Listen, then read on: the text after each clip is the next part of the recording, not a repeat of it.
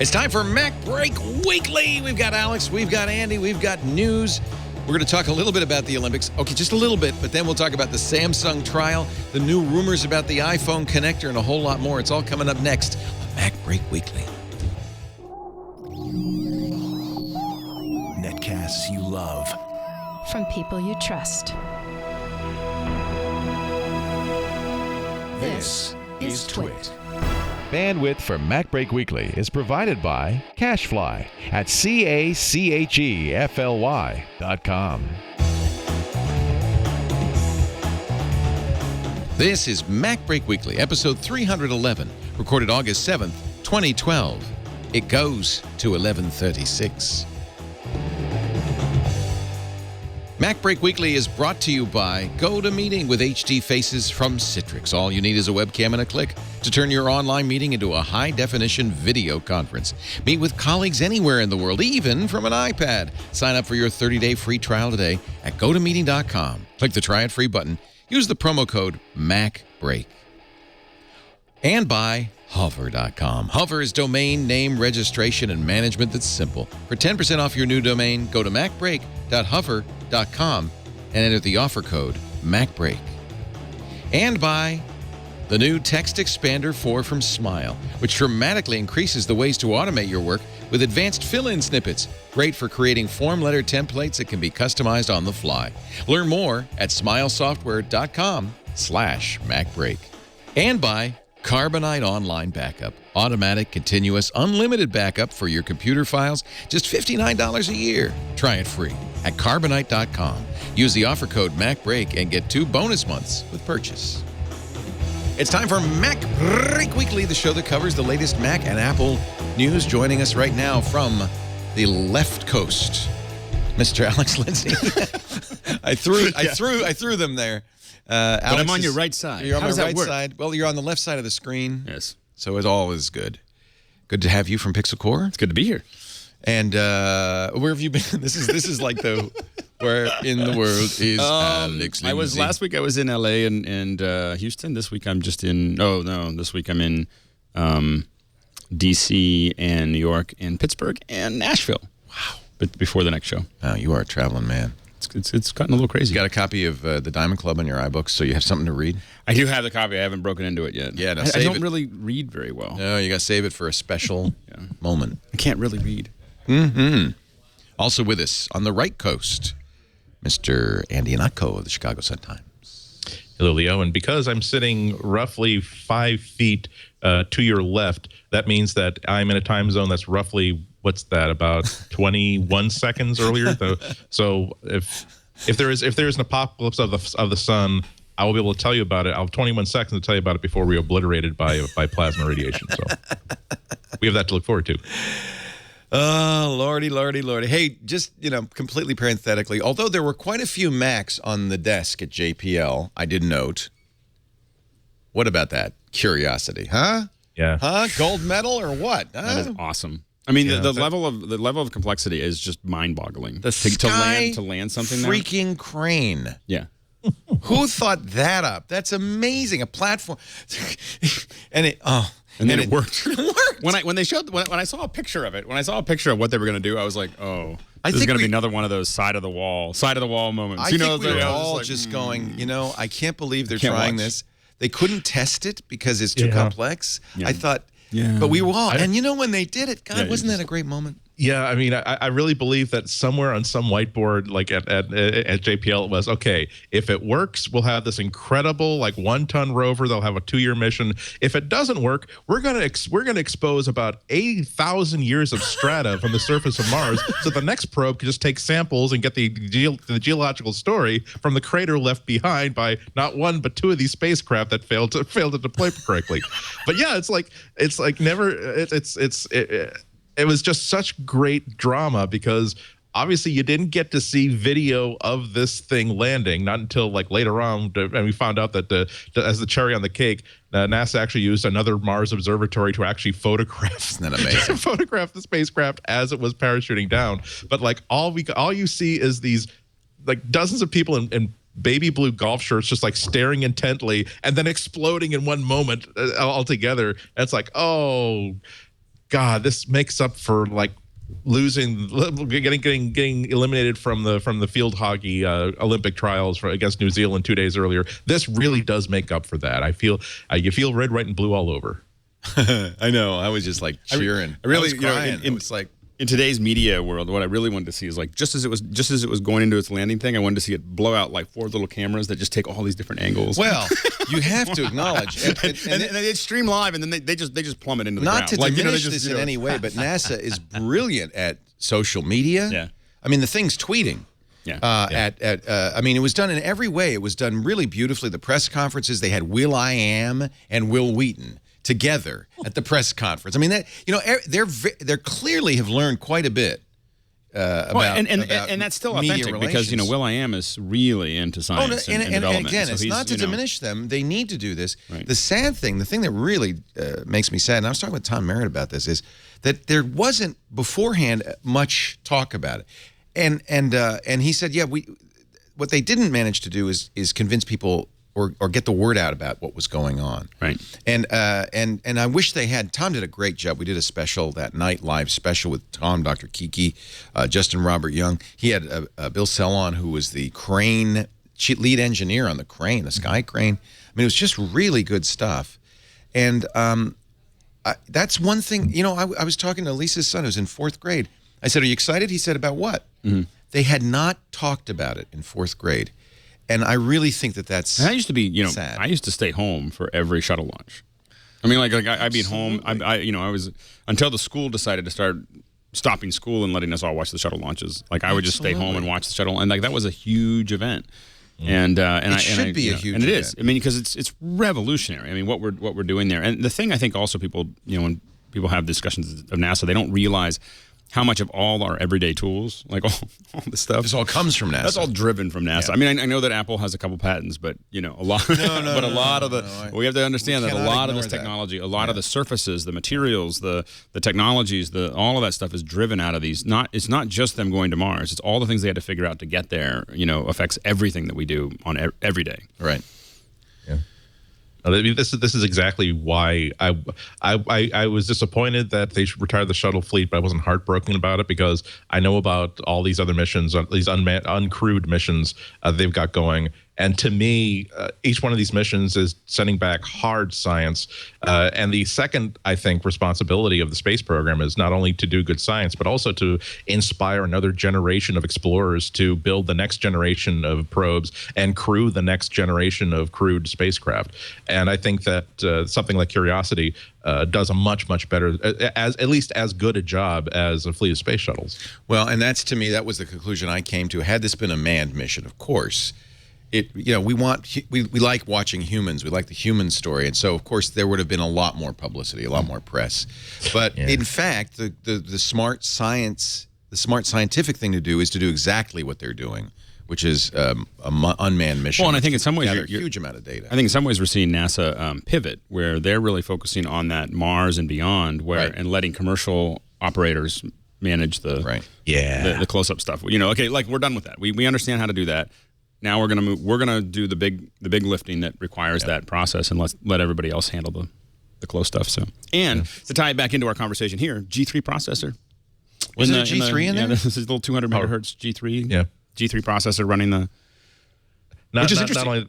Not only that, but it says 256 megabytes of system memory, 2 gigabytes of storage or cache for the data that's sending back, and this is an actual just off-the-shelf item running the same operating system that runs an Airport Extreme base station. I thought it was a RAD 750. Isn't that Is that a G3? That's a G3. That's like a mil spec G3. Yeah. You know how much they cost? $200,000. But that's the thing when the damn thing has to work has to work while it's being sent through reentry and bombarded with radiation. $200,000 is not a whole lot of money to spend if you want to make sure the 2 + 2 always equals 4 under every atmospheric and interstellar condition. That's radiation hardened. It's so it's not exactly an Arduino, is what you're saying. It's interesting though, because in a way it is a power power PC architecture. They are using older, less sophisticated technology, but it's all it needs. Yeah. Well, less sophisticated is another way of saying proven, reliable. Yeah, something that engineers have mounds of experience with, and that's something that's often kind of cast aside. You realize that. Just look to your game console. The games that are being produced from a game platform that's been out for 3 years are always better than the newest games from the very, very latest console that's been out for about a month. Because over the past 3 years, developers have figured out how to solve every single problem they need to solve to get every single solution they need to get. Whereas if you throw brand new hardware and a brand new OS and a brand new API at them, all they can do is the most linear, obvious answer, and that's not always the most efficient thing. Well, and also when you look at the development pipe for any of these things, that it's a decade or more just to get it up. And the G3 was actually a unique situation, because all those teams, all the Motorola teams work separately, or were working separately at the time. So the G4 and the G3, the big thing was that Apple kind of, one of the reasons that, this is the rumor anyway, not that I would know, that they plowed under all of the G4s, all that licensing and everything else. Part of that issue was the G3 team, because they trade notes between the Motorola teams, and the G3 team said, oh yeah, we're going to add a little bit of larger L2 cache, to the chip, and and it was kind of like a side note. Well, that's why when the laptop came out, it was faster than the desktops, because it had this little change that the G4s didn't have, the initial ones. So suddenly you had these laptops, and the thing is Apple had licensed the G3 processors for all of the power computing, Motorola. And so Motorola kind of, I don't think they did it on purpose, but the G3 team, so what was about to happen was Apple was about to have all these G4s that were going to get slower, that were expensive, that were about to get their lunch taken out by all these G3s that were actually performing much faster than the G4s, that were clocking, or doing performance, they wouldn't clock faster, they'd clock slower. But they were, all that L2 cache makes a huge difference. It made a massive difference. And now we see huge L2 caches and everything else. But that all kind of progressed. But that was I think it's old enough now. Isn't that interesting? You had heard that. I was out drinking with some engineers. You had heard that. Not from Apple. No, of course not. So anyway, but literally not from Apple, but some other engineers. That's very interesting, and it makes perfect sense. There's a little backstory for you for the '90s. I didn't realize that. It was a huge deal. It would have killed Apple. I mean, it would have killed them if they hadn't plowed those under. Like it would have been the end. I mean, it doesn't even make sense that they were developing these processors in separate, kind of sealed off. Yeah, they're all working, because one's working on one generation, the next one's working on the next generation, and they're just it that way. I don't know. I don't know. And I don't know if they still do it, but that was one of the things that happened back then. Anyway, just to thank you everybody who worked on that Mars Space Lab, the MSL, and to the JPL. We can't wait to see, because it's going to be so exciting. I don't know how operationally it's going to be up there for quite some time, so we're going to see a lot of new stuff. Which one is still walking around? Is it Opportunity or Spirit is still running around? It'll be years of cool. It's amazing, amazing. It's kind of fun to watch the Olympics. Of course, NBC didn't even know the Mars thing happened, but to be watching the Olympics and to be watching the Mars thing, and you just really see two different sides of what humans can be. Right. And I found that, in this day and age, it's really uplifting to know that we can do these amazing things. Somebody made a animated GIF, which was hysterical, of the winning. What do they call that vault? It's vaulting, right? On the thing in the gymnastics, they're vaulting. The winning vault from 1958, which was basically boom, boom, boom. I survived. Compared to the winning vault, the gold medal vault from 2013, which boom. And it's amazing. Yeah. That in 50 years, 55 years, and they were showing some of the archival stuff from the Olympics also was really good. They're showing the old gymnast stuff where the actual balance beam or the uneven bars fell apart when they jumped on. It was like, and they said that, the budget. This was like the budget for in 1948 was something like $136,000 for the whole event. It's a very different. It's a very different event. Yeah, slightly different. But at the same time, doesn't it show you how the humans can screw things up sometimes? Because I'm watching these gymnasts, I'm seeing them do this incredible, just superhuman things that in any movie you'd say, well, there's no way in hell they did that as a practical effect. They just did it on green screen. They manipulated it, and it's like I'm like Mike Jaws on the floor, and the commentator's like, "Oh my God, what an incredible flub! He just lost that. That just cost him a medal." I'm like, "What? What? It's like, oh, that's shame. Their legs were like this. He's crying. He's falling apart. His parents are turning their backs on. That was incredible. What? Did you just do? Have you seen that they're doing bullet time, like a little mini bullet time for like gymnastics? It's like a. What's that? Oh yeah, So yeah. I saw that. I meant to ask you about this. Yeah, so it's just a bunch of. That's just a bunch Do of they cameras. have? So I'm sure that what they have is a bunch of. I mean, I don't know what they have there. I don't even. But They my didn't even guess is- highlight it. I don't know if NBC made a just big cut deal to it about every once in a But while. every It's in the once in a vault. while, they'll show during the vault the athletes in. They'll freeze the athlete and they'll Rotate around. rotate all the way around it. It's not particularly. I don't think it's very. It's not very useful. well done. It's not either. very well done. But here's my guess. It's is a little what you're- fuzzy, so, Yeah, say so they don't have as many cameras. Standard def. Okay. So it's a and what they Oh, probably that's have what it is is. They're going from what they HD probably to have is SD. little either web cameras or little PTZ like little a whole bunch a little array of cameras that they probably put out there that are kind of on a string, and they probably have 30 or 40 of them there. So it's just like quick little. And they're all. But what they're all doing is they feeding the same render it in images. seconds Well, because but they're able to show that almost instantly. But what's happening is all those images are being organized into a file that can be immediately played back. So what you do there's is you no basically- rendering at all. Imagine having a folder. I mean, when we did this for a project that I did a couple years ago, and so what we had was a whole bunch of remote cameras, and what they did is all of them fed an image to a file, and every camera it was just like it had the image of like what the time stamp was when it was firing. And then it also, each camera was, it basically told it was frame 1, frame 2, frame 3, frame 4. So basically, from QuickTime's perspective, we could literally tell QuickTime, go into that folder and play it back, and it would play every camera back as its own. It would just play it back as a sequence, because it looked like a sequence to QuickTime. As long as all the names are the same, except for that last thing, it'll just go, oh, that's a sequence and play back. Now I understand. I thought that maybe there was some interpolation, but there are enough cameras that they actually have an animation. I think that what they did, when I looked at it, I don't think it was it might have been some interpolation. I mean, that's totally possible because it does look really soft. So it could be interpolation. But I think that actually what they're doing is it's SD. You hit the nail on the head. Yeah. We're going from an HD, we're watching HD, and all of a sudden, briefly, there's an SD video in the middle. And that's what looks soft. And of course, the person who designed it is like, what? I mean, we just spun around them. Who cares if it's SD? Yeah, really, no kidding. They froze. You froze the athlete in midair, and we spun around him in real time, and you're worried about the quality. Give it a second. It's going to space. Anyway, okay. One more thing, and then we're going to get back to the Mac. This is all technology. Yes. There you go. We're geeking out. TV meets technology. New York Times, men's 100-meter sprint, one race, every medalist ever. So Usain Bolt, 9.63. By the way, I saw a physicist do the chalk work. He says the actual limit, the theoretical limit is 9.43 because of air drag or whatever. You couldn't know human. So we're almost to the. We still got a lot of room. Yeah.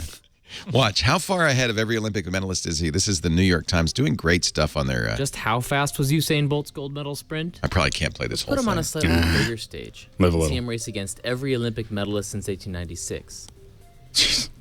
This imaginary I don't know how they did this. assembled using runners' average speeds reveals just how much faster sprinters have become. Usain was insane. A few lanes over, we see It looked like he was cruising. who dominated the field in Beijing. He wasn't even breathing hard. Yeah. Well, it ran for 10 seconds. Back. Hey, anyone can do that. Yeah, That case is not impressive. He won in 1984 too. All right, we can't show the whole thing, but go to the New York Times page. It's a great anime. That's a great little Let's video. also praise the 10-meter diving gold medalist who hit the water.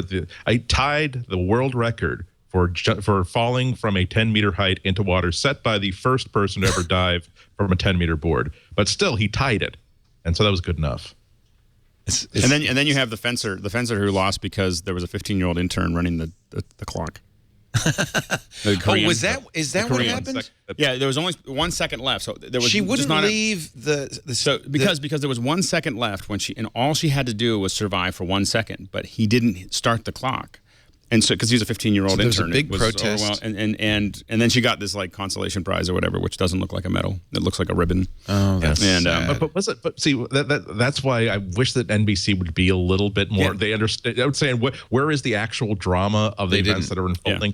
Yeah. This is the most incredible thing because apparently in fencing, this is like what I was reading later on, that you concede the match when you leave the when you leave the platform. Right. Until you leave the platform, however, you have not conceded that you accept the judge's ruling. So it was just this filibuster standoff where she just stands there, you know, while no one knows what's going on, while now security is up there saying, please don't make us carry you off. We'll look like such jerks if we are carrying you off. I love that it's called the piste. The piste. The piste. Which is that where it's French? I'm pissed comes from? Yeah. I'm pissed. That's where it comes from. Exactly. I'll also say that I was unaware that when they score a touch, the person that you hit, your fencing mask actually lights up like a Cylon. Yeah, wasn't that cool? Now they have these red lights that say, okay, you're definitely dead now. And of course, for all of you watching, all of this, of course, is run on a Mac. Is it? I don't know. I just thought I'd try to tie it back into the show. We're going to take it. Well, if you want to get into the Mac, we got lots to talk about. We're going to talk about Matt Honan. We had him on TWiT yesterday. Yes, if you do want to tie it back to the Mac, the software that the NASA Curiosity lander is programmed with is VxWorks. Oh. And that is what's in the Airport Extreme as well. There we go. There you go. See? That's a real-time OS, I guess. Is that what it is? Going on. Oh, yeah, Wind Rivers. Yeah, Wind River VxWorks. Yeah. They've been doing great stuff for a long time. Powers the Mars rover Curiosity. That's worth the T-shirt for everybody at that company, I think. Dang. That's going to show up in the promotional materials. No kidding. They do amazing stuff. We think we can keep your beverage bottling plant working okay. If Curiosity landed okay, we think we got you. We're okay. By the way, our one live studio audience member has just left, so I think it's time to go to a commercial, and we'll come back and talk about the Mac. Really, sir, we'll talk about the Mac. That's when you know. Yeah, exactly. Don't pander to the audience, Leo. It's been They're walking out. Thank you, Chad. Now you can finally do the show that you want to do without caring about the audience. Yes, finally. You can do your 11 p.m. show. This is it. There's nobody watching left. Chad Johnson, our producer, thank you, sir. No, not a problem. For that contribution. And now, ladies and gentlemen, a word from Citrix. And we're going to talk. I want to talk about this. Apple, I think, is a little bit culpable in this Matt Honan story. Yes.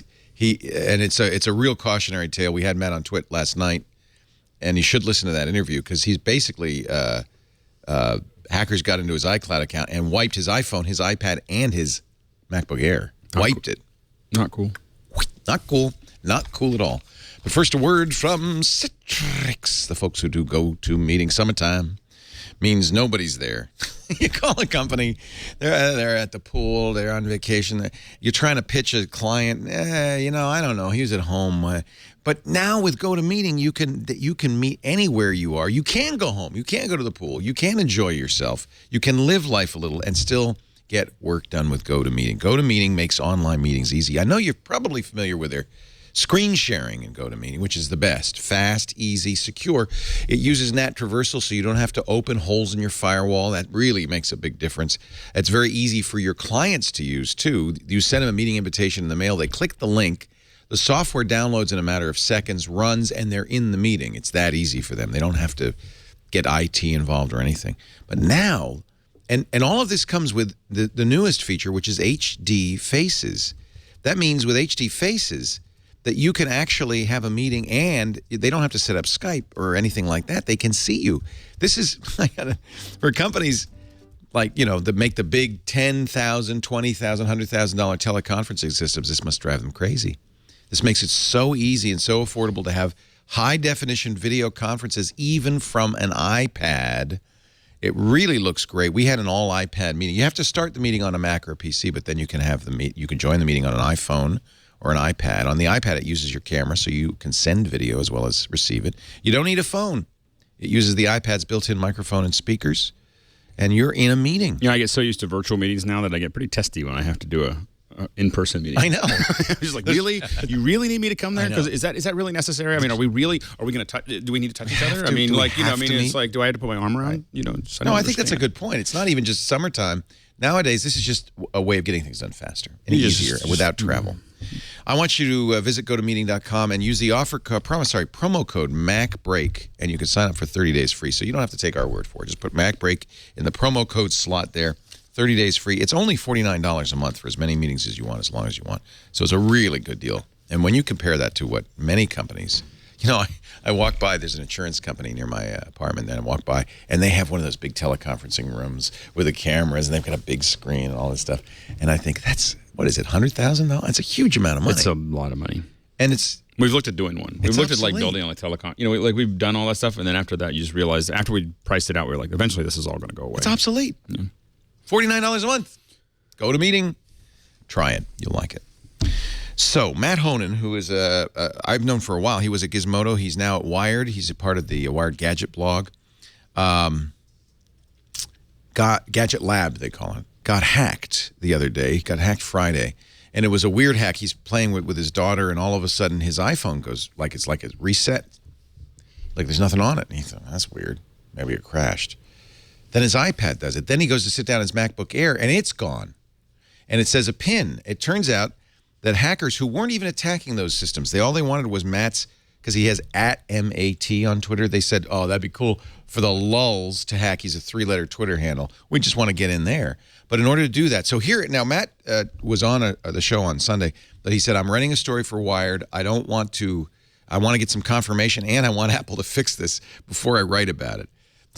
So, because Apple was very apologetic, and they took his Air, and they're apparently trying to do a forensic recovery. I don't know what the status is on that. But now, because he got responses from everybody, he has written the article, How Apple and Amazon Security Flaws Led to My Epic Hacking. It turned out, it was a little social engineering.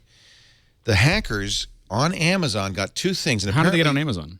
Well, apparently you can see this in some form of fashion publicly, and I'm not sure I even want to talk about how it happens. But all they need, well, so what they did is they went to Amazon, they got his address, mailing address, and the last 4 digits of his credit card number. Not the Which is what it's published everywhere. Like your last 4 digits are everywhere. Right. Yeah. Well, yeah. Again, social engineering. He called Amazon tech support, customer support, pretending to be him, saying, "Gosh, I need to create it. I want to deposit a new credit card number." And they were basically reading off, well, which one do you want? The one that ends in 8214, the one that ends in 4418. You know, like, oh dear. And so that's the first piece of that was the information that Apple was going to use to verify his identity on their own services. And so that was yes. Apple tech support confirmed to me twice over the weekend, he writes, that all you need to access someone's Apple ID is the associated email address, a credit card number, the billing address, and the last 4 digits of a credit card on file. So that credit card number does not have to be the same credit card. It could be some other credit card number. But if you have my email address, my billing address, and the last 4 digits of a credit card, Apple will then, the representative said that's really all you have to do to verify something with us. Apple will then email you a password reset, which they did. The guy immediately went to logged into his iCloud. And took over. And from there, boom, boom, boom, because Matt made a bunch of mistakes, which he completely admits. He didn't have backups. He had Gmail. You know, Gmail asked for a second email address. That was his .Mac address. So what they then did is they went to Gmail and said to Gmail, oh, I need a new password. That got sent to the iCloud address, which they own. So they got that. And then I'm not sure how they got into Twitter. The article is worth reading. He said, on Monday, Wired tried to verify the hacker's access technique by performing it on a different account. We were successful. Now, I haven't seen a response from Apple, but apparently there's no change. The first thing I did when I read this, change your password. No, because it's not what I did is I changed the credit card that I use on Amazon so that it's not the same as the credit card I use on iCloud. You might also, depending on how you feel, and this Matt said on TWiT on Sunday, want to turn off the ability to remotely wipe desktops. I like the idea on a phone. I like the idea on the iPad. If I lose my phone or leave it somewhere, I can wipe it. It's easy enough to recover. But when you wipe your desktop or your laptop, of course, as someone who does a lot of work with a lot of confidential material, I want to be able to remote wipe my desktop. I know. I thought long and hard, and I did not turn that feature off. It's a little chilling. And I think what it is I think that we're giving the cloud a lot of power. And that power to wipe is especially scary. And you weigh this issue because there are whole services that I don't use because I can't remember the password. I couldn't until before I got one password and everything else which I'm now slowly learning how to use. But there were like whole services I just can't remember the password and I just stopped using them. I was just like enough. And so So I can see the issue is that, you know, if you lose that and you just stop using it, obviously Apple has to have some mechanism that isn't so onerous that you can't get get your password. You know, and this is really, and we're going to talk about this with Steve Gibson on Security Now tomorrow. But he's always said, and it's really true, there is a balance between convenience and security. You give up, if you want security, you're going to give up convenience. If you want convenience, you're going to give up security. And Apple's trying to balance that, I understand. And part of it is I think that we are starting to move to a point where someone like me would prefer to start using biometric, you know, mechanisms for certain computers like that I don't want to connect to. A good solution would be, and this is what either two-factor authentication, where, and I love this, and my bank uses, a lot of companies use this, where you need something you know and something you have, or something you are, which is biometrics, and you need two of the three. In this case, Google, you can turn on two-factor authentication, where you know your Google password, but you also will get from the Google Authenticator on your phone a second number that you will use to verify. And that's great. And my bank uses that. Problem is, it's a pain in the butt on Google because a lot of like apps, for instance, don't know anything about two-factor authentication, so they have to generate a one-time password. Well, and the thing is that when you look at like facial recognition, for instance, you know, it doesn't work that well. Believe me. So it doesn't work that well when it actually. So number one, iPhoto works surprisingly well. When you think about it, it's looking at thousands of images. Face recognition. Maybe it's an Android problem. But I have it on this. It doesn't work. But iPhoto works surprisingly well, given it's getting multiple angles with lots of different people with lots of different lighting conditions with lots of if all it has to do is say it's you or not, it'll get real accurate real quick. That's if it's only like I hold it up and I go click, it's you. That doesn't your face doesn't change that fast.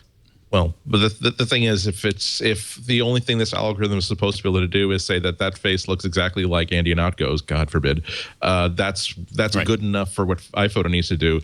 If it's meant to say this user is the user who is authorized to access this data, then it's nowhere near good enough. Well, but as I said, when you reduce the number of variables that it has to manage, right now it's trying to manage lots of different angles, lots of different lighting conditions, lots of different people.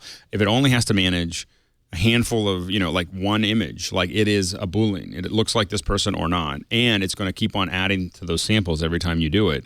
You're going to get to a point where it'd be pretty darn accurate. Now, if it's 2 or 3, it basically says you can use your biometric and your code and you're in. If your biometric for some reason doesn't work, then you have to have it text your phone or something like that. Like I would love to have that as an option. That's enough. So Phobia, who's the hacker who did this, and by the way, this is how Matt knows how it happened, is he's talked to the hacker. The hacker contacted him. And it wasn't because Matt was well known. The hacker said, no, I don't have no idea who you are. It was because he had a three-letter Twitter. That was it. And the guy wanted to, mess with it. Phobia said, you can get into any email associated with Apple. And then once so there are a couple of lessons. First of all, don't, be careful. I would say maybe have a special account for email verification. And make sure you got to think about how they're interlocking, because what happened is once they got Apple, it was all over because everything went into the .Mac or the iCloud account, right? So how did he get the vital information? He says he began with the easy one. He got the billing address by doing a whois on his web domain. So whois privacy would be a good thing, right? If someone doesn't have a web domain, you can also look up his or her information on Spokeo, which is a really creepy site. But this is all public record. If you've bought a house, it's public record. If you've donated to a campaign, a political campaign, it's public record. A lot of the things that we do put this information, and in the past you've had to go to a courthouse and said, I want the public record. Now it's all online because companies like Spokeo actually send people to the courthouse and record all this stuff and then put it in their database. Getting a credit card number is trickier, but also relies on the advantage of a company's back-end systems. Phobia says that a partner performed this part of the hack, and it's what we described. You call Amazon, tell them you're an account holder. You want to add a credit card number. By the way, this is, as far as I know, this has now all been exposed as a technique, and none of these companies have changed how they work. We're in a very scary... So now we're in this horrible state. Yeah. Right. It's that isn't that always the question? I mean, I don't have the ability to look into the souls of the people who perpetrated this. But every time this sort of thing happens, you sort of try to see if there's an upside at all to it. And sometimes it is that hopefully will inspire a lot of people to do audits of how they manage their own financial information about their own passwords.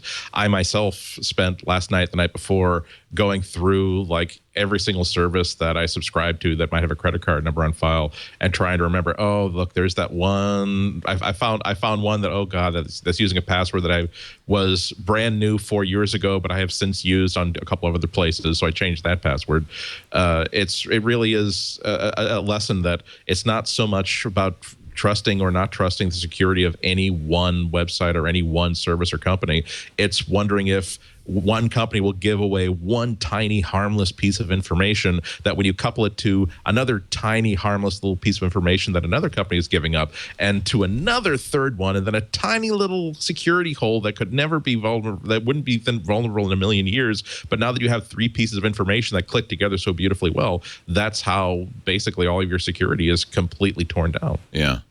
I feel that Apple is still the one that needs to change its policies, because basically if you have an address, an email address, and the last four digits of a credit card, and by the way, Matt points out that if you, anytime you call Pizza Hut and order a pizza for delivery, you're giving them that. You're giving them that information. Yeah. Right. If that's all you need to compromise an Apple account, Apple needs to change that policy stat. He says that Apple did not have anything to share by press time, so I don't know if there was something in that one of those articles that said that Apple had responded, that said they take it seriously and they're working on, they're looking at what they did, and there was not, and according to them, certain things weren't followed, but who knows? I mean, they did respond at this point, but they didn't say they had done anything yet. I think it's pretty clear, though, that this ruined everybody's Monday at Apple. There are a lot of people that are now scrambling to figure out what went wrong, how to fix it, because Apple is not so stupid as to simply think that issuing a half a paragraph explanation for a Wired article is going to be everything the public wants. I'm sure that they're preparing a full-out solution for this, and a full-out tech note, if not just an open letter saying, here's how we've made security tighter on the Apple Store, because this could be, if a lesser company that doesn't appreciate how scary this is for ordinary consumers would let this be their Waterloo. I don't think Apple is that stupid, though. The saddest thing, he's talking to Phobia the hacker, and the hacker says, yeah, I am really a nice guy. I don't know why I do some of the things I do. This is on AIM. I don't know. My goal is to get it out there to other people so eventually everyone can overcome hackers. Mm-mm. Yeah, because part of this was that he has a newborn baby. All the photos were on the wiped device that he had never backed up, so he lost every photo and video. Because he had backed them up to the cloud, right? He had it all backing up to the. Is that right? I believe the article said that he had no backups anywhere. Yeah, he wasn't backing it up. The problem is, and Matt said this on Sunday, it's just too easy to wipe the hard drive. And that's the real problem, is that once you wipe the hard drive. Now, Matt should have had backups, and Matt copped to that. And everybody listening, I'm hoping that among all the changes you make, another one is to back it up. Right. And maybe not just to iCloud. Okay. No, never just iCloud is a convenience service. It's not a backup solution, in my opinion. You really do need to have a copy of Super Duper, which costs you absolutely nothing. You need to have a physical hard drive, which will cost you almost the cost of two moderately priced dinners at a downtown restaurant. I mean, the cost of a 256 gigabyte hard drive is almost nothing these days comparatively, and so you need to have that physical backup on a physical drive that you can plug in and then detach and then put into a locked drawer, because you're not just worried about what happens if someone tries to remote wipe your device. You have to worry about what happens if someone grabs this thing and runs away with it and you can't get it back again. They're probably not going to rifle through. They're probably not going to find the locked drawer that you locked this pocket drive in. They're certainly not going to find it in your safety deposit box, which is where a lot of my data goes. That's ultra important once a month. So, the stuff that's really important, to me, the stuff that's really important to me is in two physical locations and in the cloud.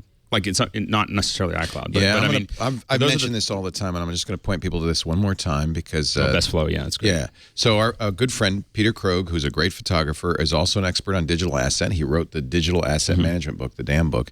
He has worked with the American Society of Media Photographers and the Library of Congress to create this website, dpbestflow.org. It's about photography workflow, and by the way, a great site. But if you go to best practices and you go to backup, he describes what he calls his 3-2-1 backup, and really you should read this.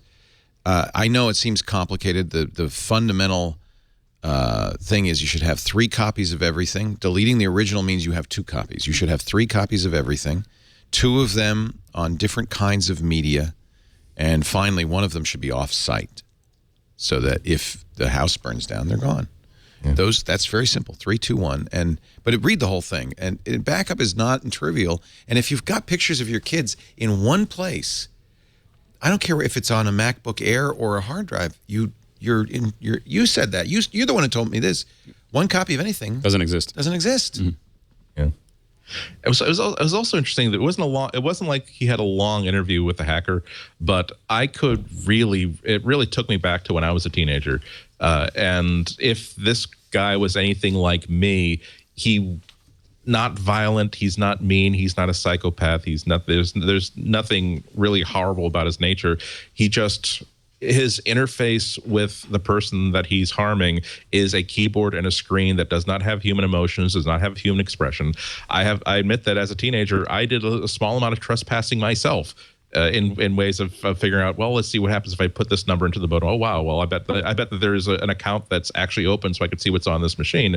And I never changed any data, never deleted anything. I never left any trace that I was there. But it's when you're 13 or 14, it's hard to appreciate that you have done some damage, even if you left without a trace. If someone found out that someone went into your house, then left without touching anything, just that fact alone disturbs their knowledge of what had happened.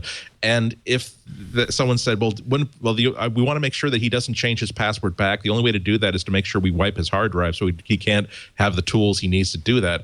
I think that given another 6 months of experience on the planet, he would have realized, oh, wait, no, that's going way, way beyond. That will really, really cause damage we don't intend to do.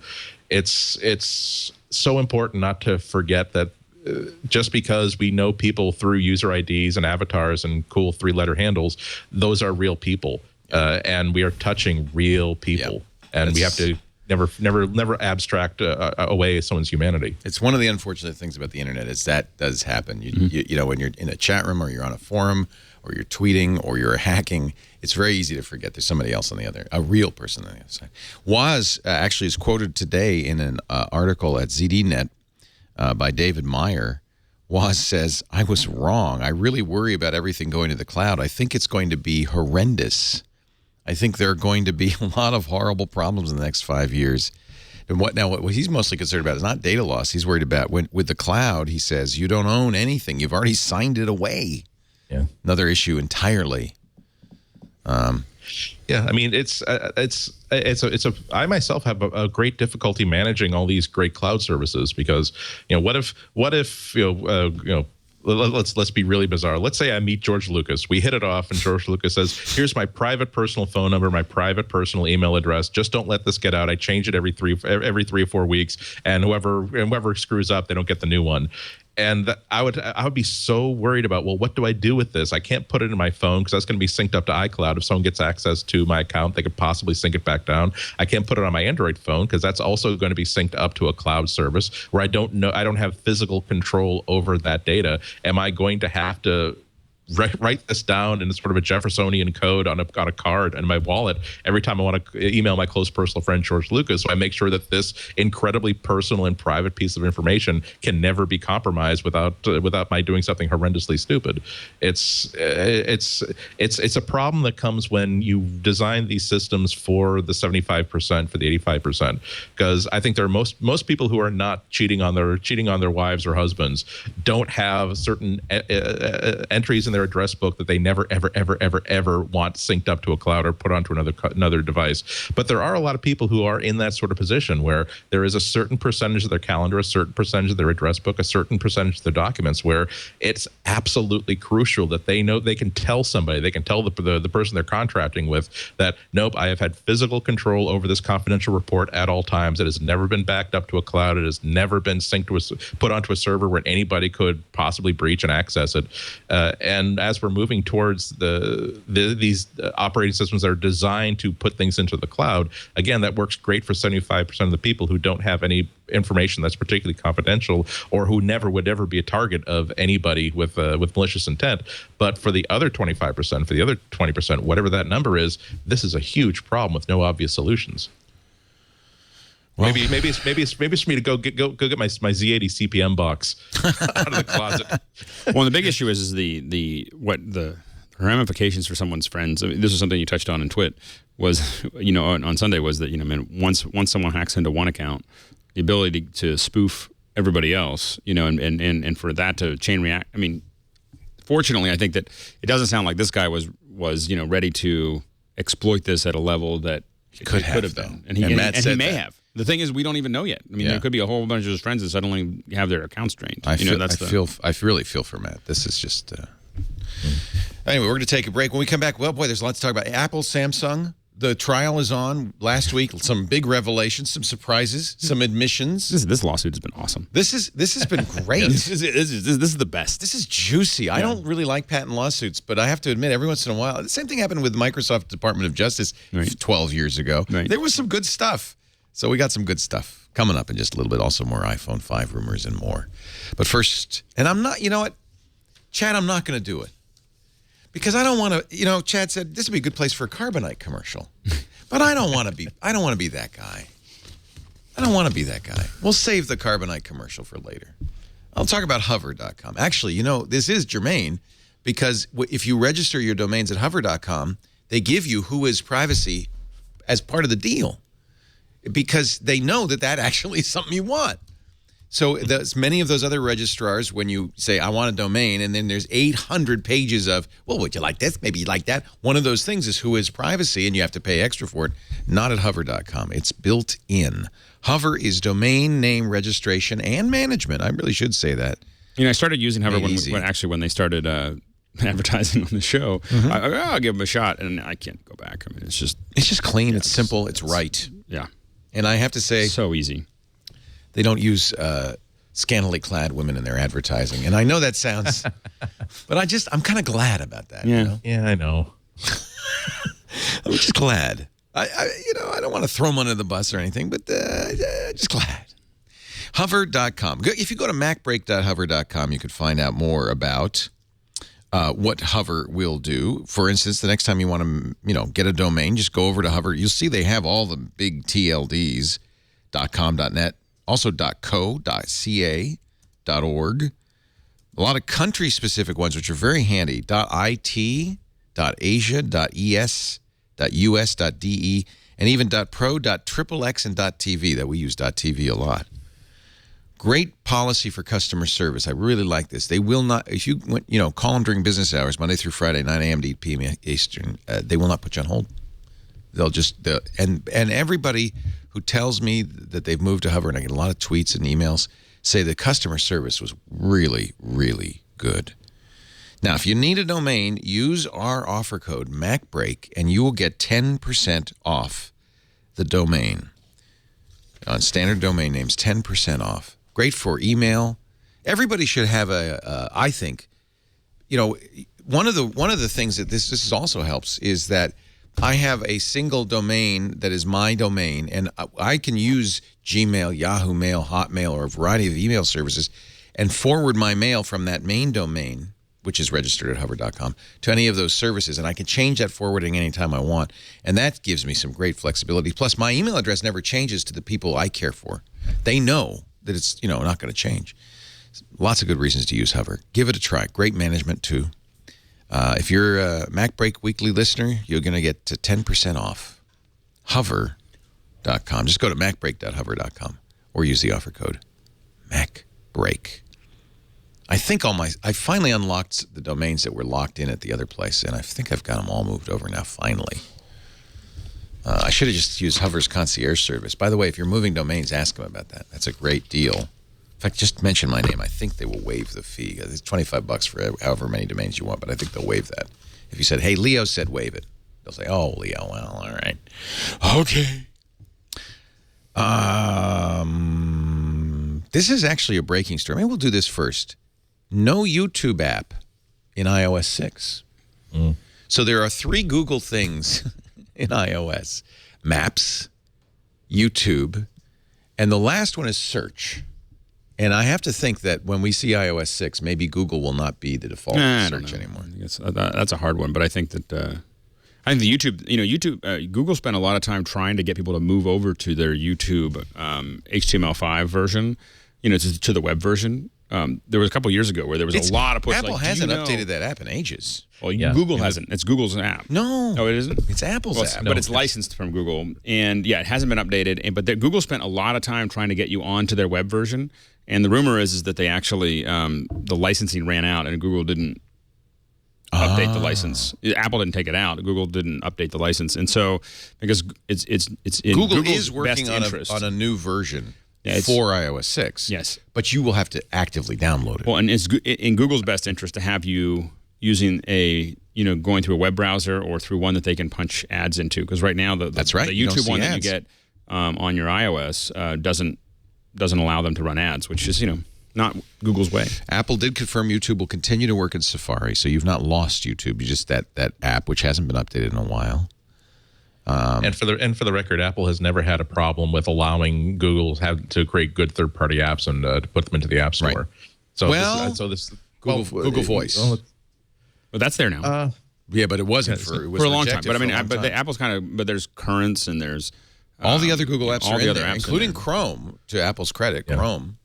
Yeah, remember how we always thought that when Apple started the App Store, the big gotcha that it seemed to be in the developer agreement was that it will never approve an app that competes with a built-in app that's built into the operating system.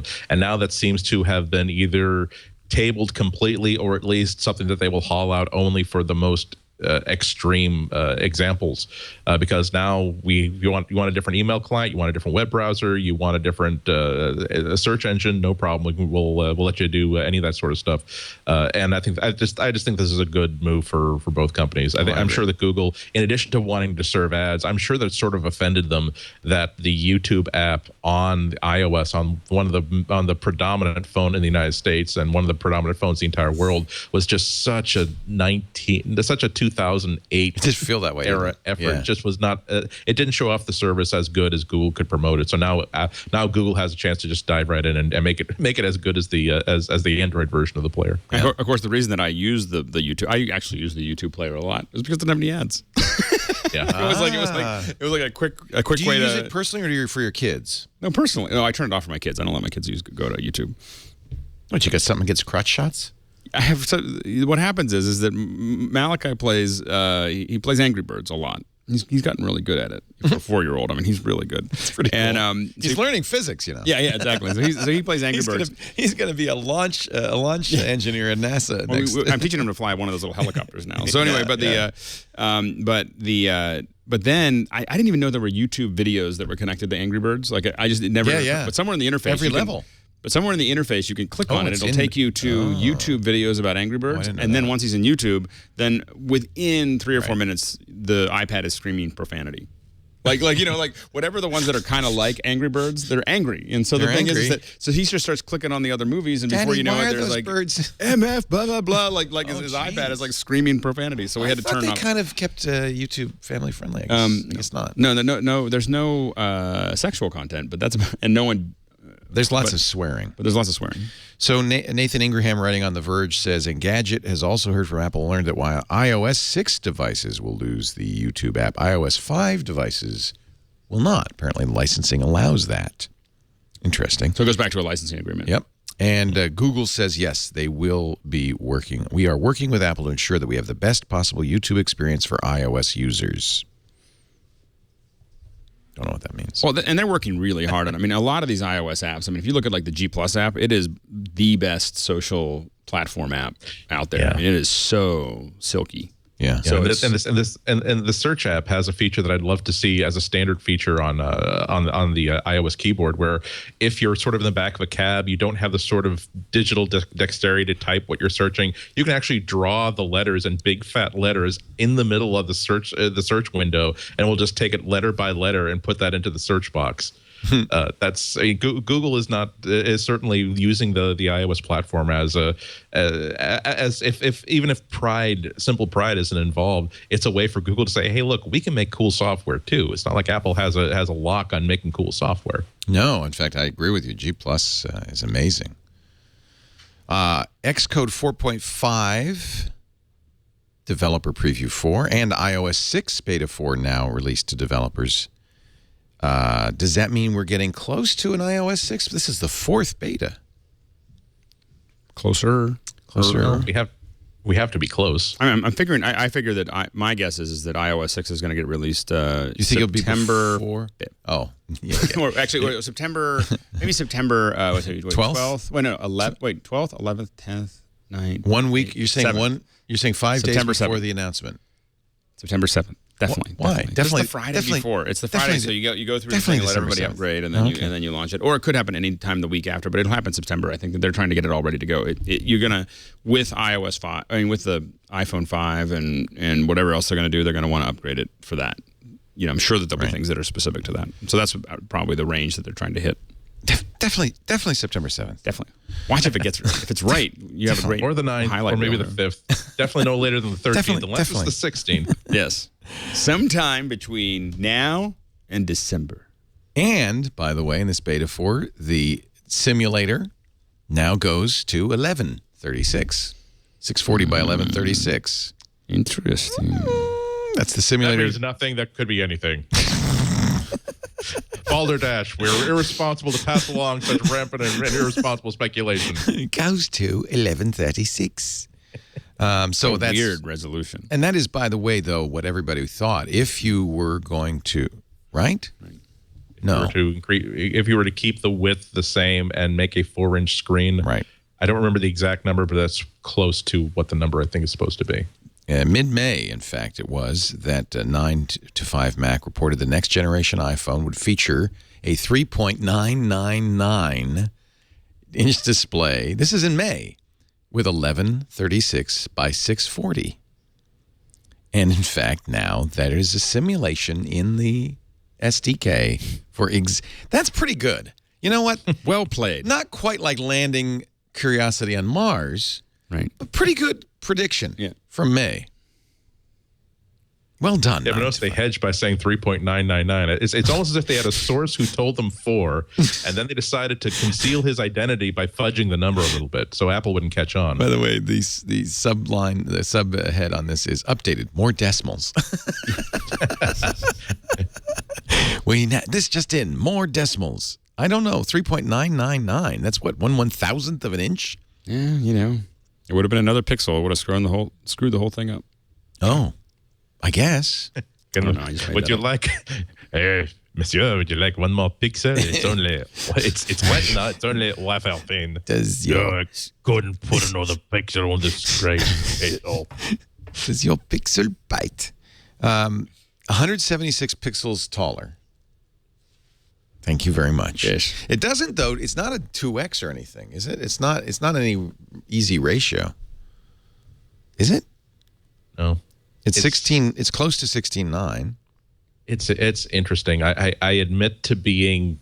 I'm sure that it's important that Apple, more than any other company, it's not just enough to know that they've ordered this component or that this thing will have an extra feature. Like if near field communication is part of the new iPhone, if it's in a Samsung phone, Samsung will put it out there and let third-party Android apps support it, and they support it very, very well. With Apple, it's not just the fact they put a near field communication chip in or they made the screen longer. It's the explanation they give you of why they decided to make it longer. So I have to admit that I don't know yet what reason Apple is going to give for why they decided now of all times to make it longer. It's possible that they're going to say display technology has come a long way since we designed the first iPhone. We figured out that we could make a larger display with a little bit that made movies, widescreen movies, a little bit more luxurious to watch without affecting the compact size of the iPhone that we think is a main asset of the size of the device. So we decided, what the hell, let's go ahead and do it. Well, it is going to fill up at that rate. Of course, we are taking the risk that the next iPhone will be an incredibly major hot seller with this new feature, but that's just a risk we're going to have to take. By the way, this goes back to an even earlier post. Thank you to the chat room for pointing this out from the Verge forums by a guy named Model War on April 9th, which I remember seeing this, and I don't know if we reported it on it. I think I might have rejected it because it was just too kind of far-fetched, in which he goes through quite a bit of logic to come up with 640 by 1136. So This is proportional, so it's a 16 by 9, which means that when you're watching movies on it, you will, or whatever that are 16 by 9, you won't have that annoying strip on the top and the bottom. And he does point out you get one more. Dan pointed this out too. One more row of icons. Awesome. That's what I need. That's all I was asking for. If I got one more row of icons, that's what I was looking for. Apple, according to Renee Ritchie at iMore, who's been on a roll lately, will roll out the new dock connector across the entire lineup on September 12th. So it won't just be an iPhone 5. It will include the 7-inch iPad mini and the current iPad. Why? And I always thought, that's strange. Why change the connector on one if you still got a 30 pin on the other? Right. Now we know the answer. They don't want to make any more. I mean, they're going to want to just 30 say, pin okay, is we're done. dead, according to Renee. I have so many 30 pins. That's all I want to say. Hey, I'm not going to say any more because people think I'm a whiny little toad. So I'm not going to say any more. You can do the whining for me when this happens. I have so many 30 pins. I'm whining for you. Thank you. I have so many 30 pins. Thank you. Cables. I'm tired of whining. It'll be fine. Web 3532, again, with another great link. This is from valuewalk.com. The iPod dock connector to mini dock connector converter, $9.99. This looks like an Apple page in white or black. Maybe. Still won't fit on my... I guess you could just get... but the problem is you can pay $10 to upgrade all your $30 cables to... something that you can use. I think that's a fake. I'm going to go fake on that. Is that a store page or is a... It's a Photoshop is what it is. Yeah. Well, because we do know that a lot of stores, when they see, we've got a screenshot of an unpublished page from Best Buy or whatever, oftentimes they will do a placeholder SKU for a product they think is going to ship, but they don't know yet, and they'll put a place because they think no one's going to see it. It's okay for them to put a dummy image so that's there for maintenance, but yeah, it's looking pretty good. G. McCourt in our chat room says, "Oh, it's obviously a fake. They spelled color with a U." Oh, there you go.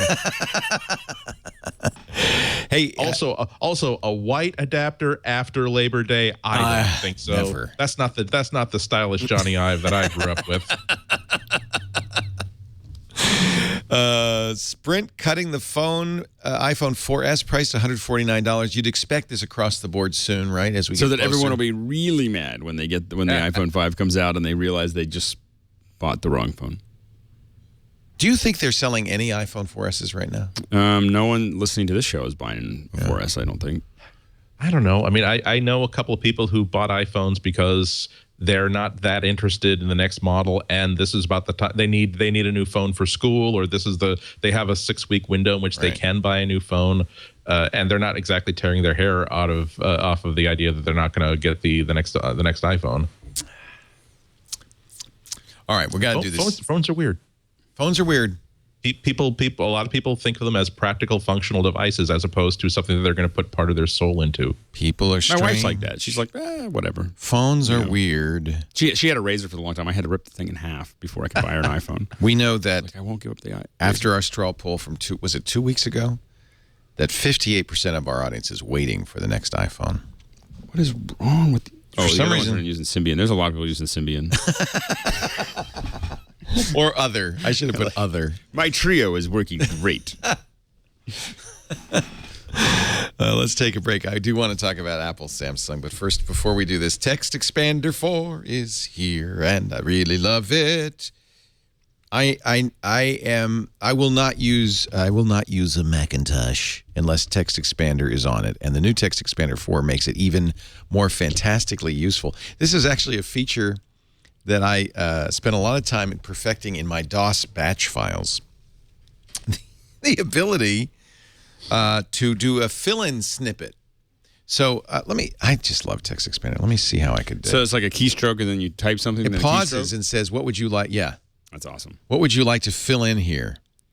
It really is not an apt description at all, but it just reminds me of that. smilesoftware.com/MacBreak. Text Expander. You know, it's fun. I probably isn't much on this computer because I have just recently updated it, but it will show you your statistics of how many keystrokes. So I should explain what this does. So what Text Expander does is when you type something, it will expand it. So you can say, for instance, when I type address and hit tab, I want you to put my address in. If I type dear and hit tab, then you will type dear, and then I can fill in the name. See, that's the pause. And then I'll put the comma, and then put the rest of the entire letter in if it's always the same letter. In other words, you'll get the idea. Now, thanks so much. I'm really glad you listened to the show. And yeah, I have one or two of those. Yeah. We thank you for your feedback. Now go away. Now this is a machine that I don't use all the time. This is just my show machine. 49 snippets expanded, 924 characters saved, hours saved, 0.04 hours at 80 words per minute. I love that. And I can tweet my stats. So here's some of the email boilerplates. I have quite a few of them. Some of them do have, and I love this, for instance, here's 1% clipboard. We'll insert the contents of the clipboard. Oh, nice. So all I do is I type ahref tab, and we'll take whatever URL is on the clipboard and make it a link.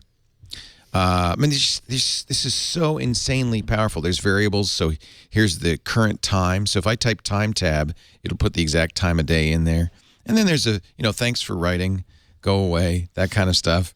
I love these. These save me so much time.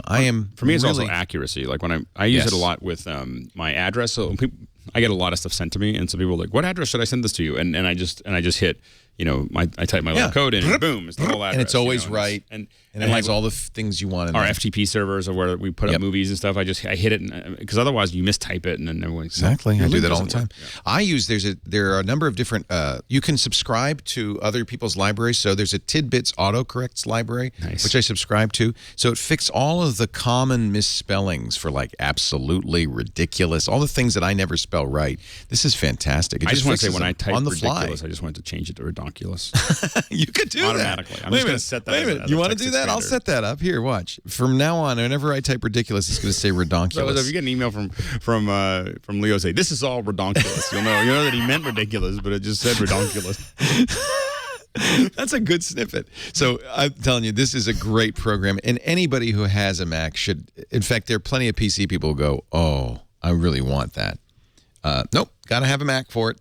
Go to textexpander.com/MacBreak and find out what the new version 4 can do. Yes, of course, there's a free trial. $35 to buy, but you get a free, I think, 30-day trial. Take a look at this video on here. David Sparks did a video on Mac Sparky on how the new Text Expander 4 fill-in features work, because they're really, really great. Registered users can upgrade for $15 or free if you bought it after January 15th. So if you're a Text Expander user, make sure you upgrade to the new version 4. Can't buy it in the App Store because of sandboxing, but you can get it from smilesoftware.com/MacBreak. It is a must. Got to have it. Fantastic. I put it on every computer. And it's on the App Store? And I have been for years. No, it's not on the App Store. Is it not on the App Store? Sandboxing. No. The other one I have the PDF Pen Pro. Yeah. They put stuff in the App Store. Yeah, they do. Can, and that one's outside pretty of the sure. sandbox. I should that's see. not sandboxed. Right. I should see just if the. I'm pretty sure they have a certificate. Yeah.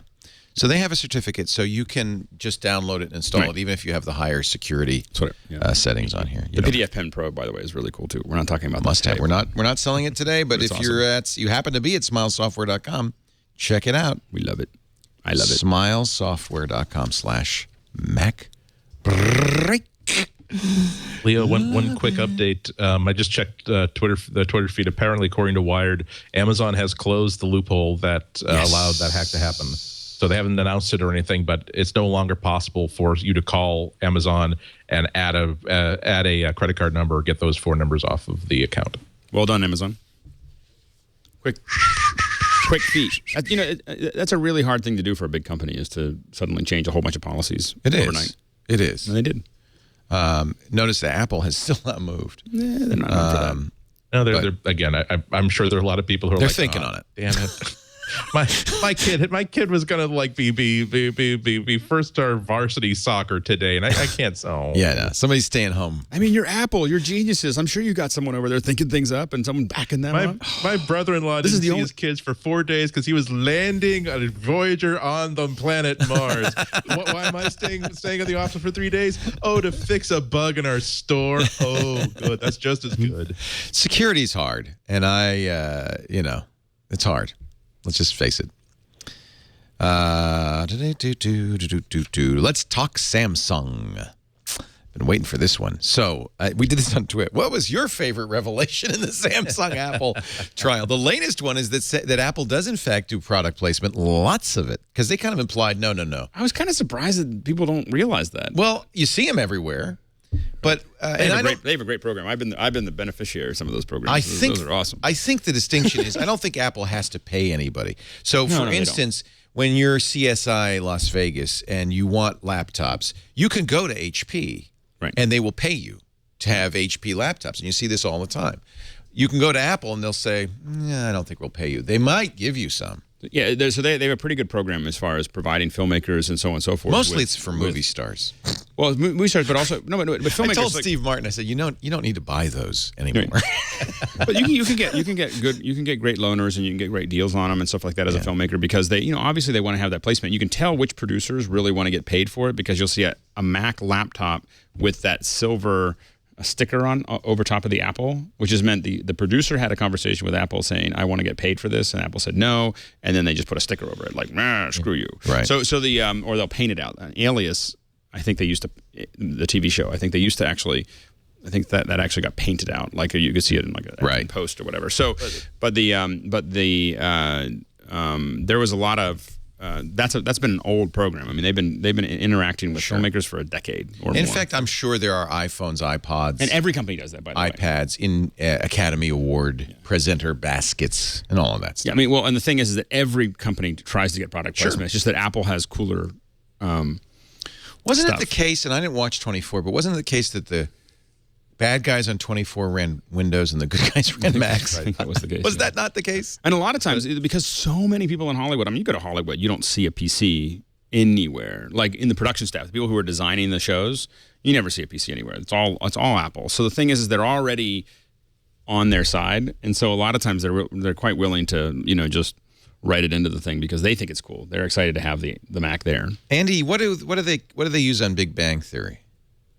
Actually, they use a variety of machines. Raj, I believe, uses a MacBook. Only there's a small sticker above the byte in the Apple, so it's not technically an Apple logo.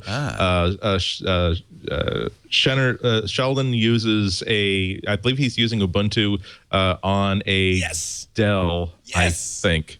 Of course, and Sheldon's using Ubuntu. Of course, can't remember what Leonard's doing. What Leonard's using, but they do use a very free dispersal of machines on there, which I really like. Yeah, I think that's the right thing to do.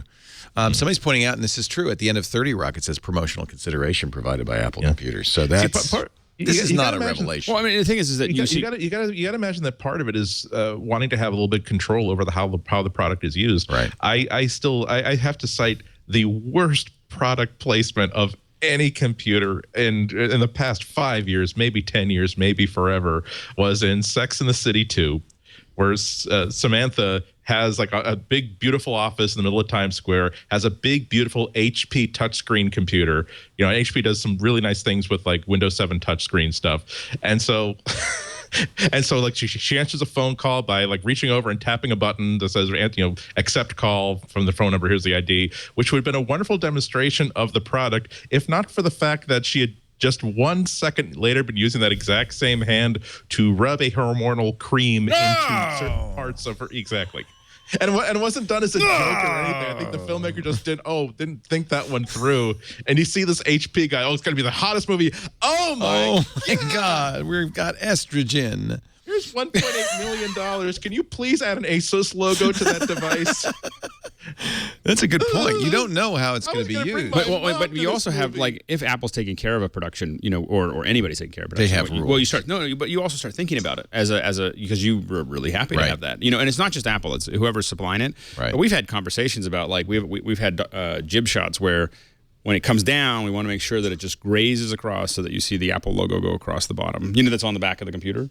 Like that's and Apple's not asking us to do that, but it's like, but the producer's obviously going, well, we're really happy that we're friends, right? Let's stay friends by just that, because that's easy.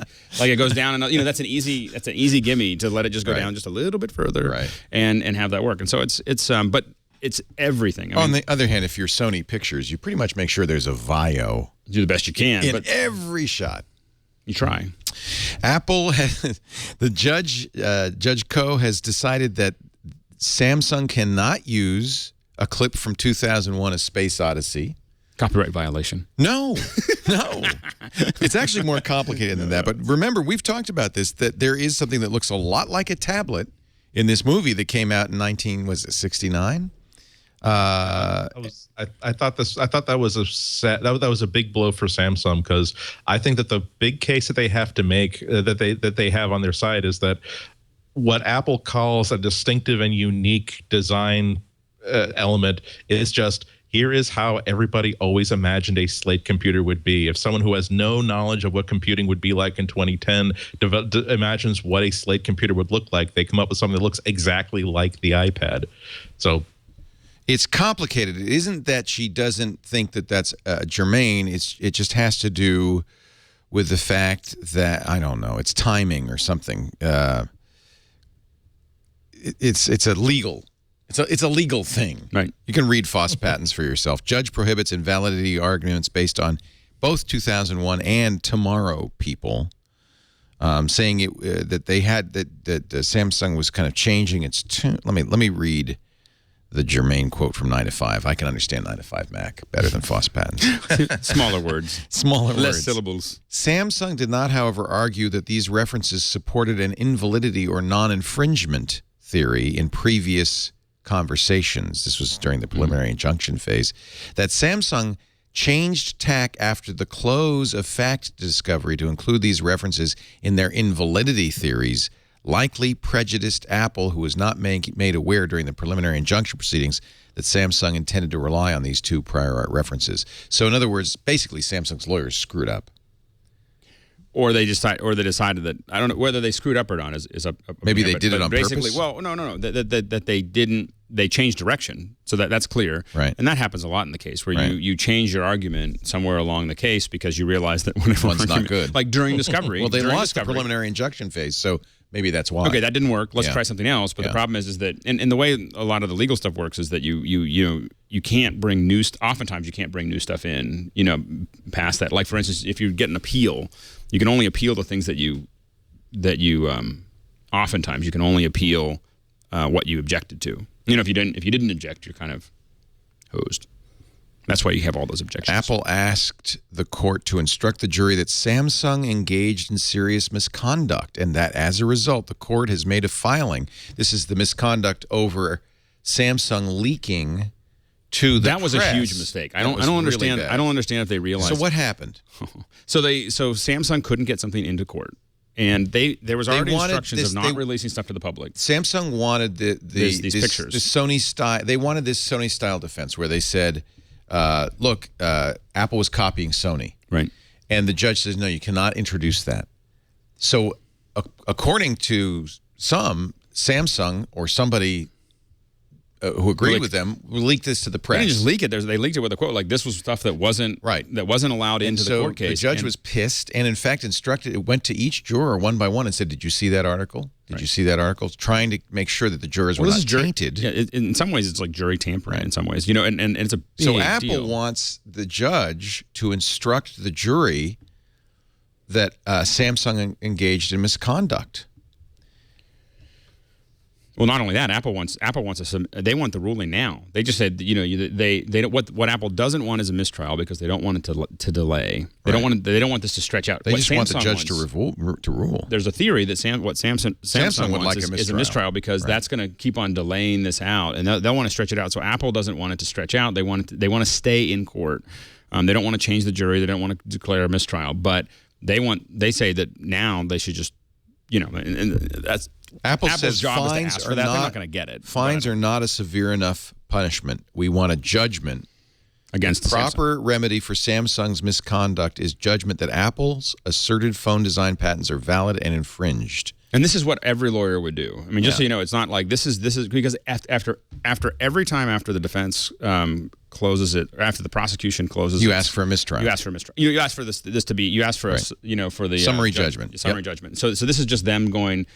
We should win now, and they have to do that. They wouldn't be lawyers if they didn't do that. So. So I think that makes sense. I do think that the big mistake is that I think anybody who sat in a court case realized it's very subjective, and the judge has a lot of power. And by the way, Apple did the judge did decline that request. We're going back in time a little bit. Right. So complicated. These are complicated cases. They're a long time, and the judge has a lot of power to do a lot of things. Right. And making the judge really irate is not a great way to move things forward. Crossing them directly is a great way to have a lot of your objections overruled and a lot of things, So on Friday, Judge Koh said, no, I'm not going to grant that. Samsung has responded by filing a motion to strike. This is trench warfare. This is a battle. The interesting revelation at the end of yesterday's hearing was an internal email from Samsung. This was kind of the bombshell that came out yesterday. J.K. Shin, Samsung's head of mobile communications, described the difference in user experience between Samsung and Apple. This is when the iPhone had first come out, as a difference between heaven and earth, heaven being the Apple iPhone. Samsung, of course, tried to keep that email from being admitted and had kept it out until now. But this morning, I'm reading from Mike Isaacs in All Things D. This morning, that is yesterday morning, Samsung legal counsel John Quinn mentioned, big mistake, I got to think, the crisis of design moment in a question to Samsung strategist Justin Dennison. At that point, Apple felt it's in. Yeah, he's now introduced something. Stepped out of bounds. We can put that memo in. Right. Yeah. And so this is what Shin wrote. Influential figures outside the company come across the iPhone, and they point out that this is an internal memo to Samsung engineers, that Samsung is dozing off. All this time, we've been paying all our attention to Nokia and concentrated our efforts on things like folder, bar, slide. Yet when our UX, user design, is compared to the unexpected competitor of Apple's iPhone, the difference is truly that of heaven and earth. It's a crisis of design. Okay, but what is he saying other than we need to make phones that are easier to use, that are more elegant, that are simpler? Right. Well, he's not saying let's copy. It's not a smoking gun saying let's copy. Well, right, and it's also not saying anything different than what Apple says. There are 7-inch tablets that work well. We should think about that. That's another.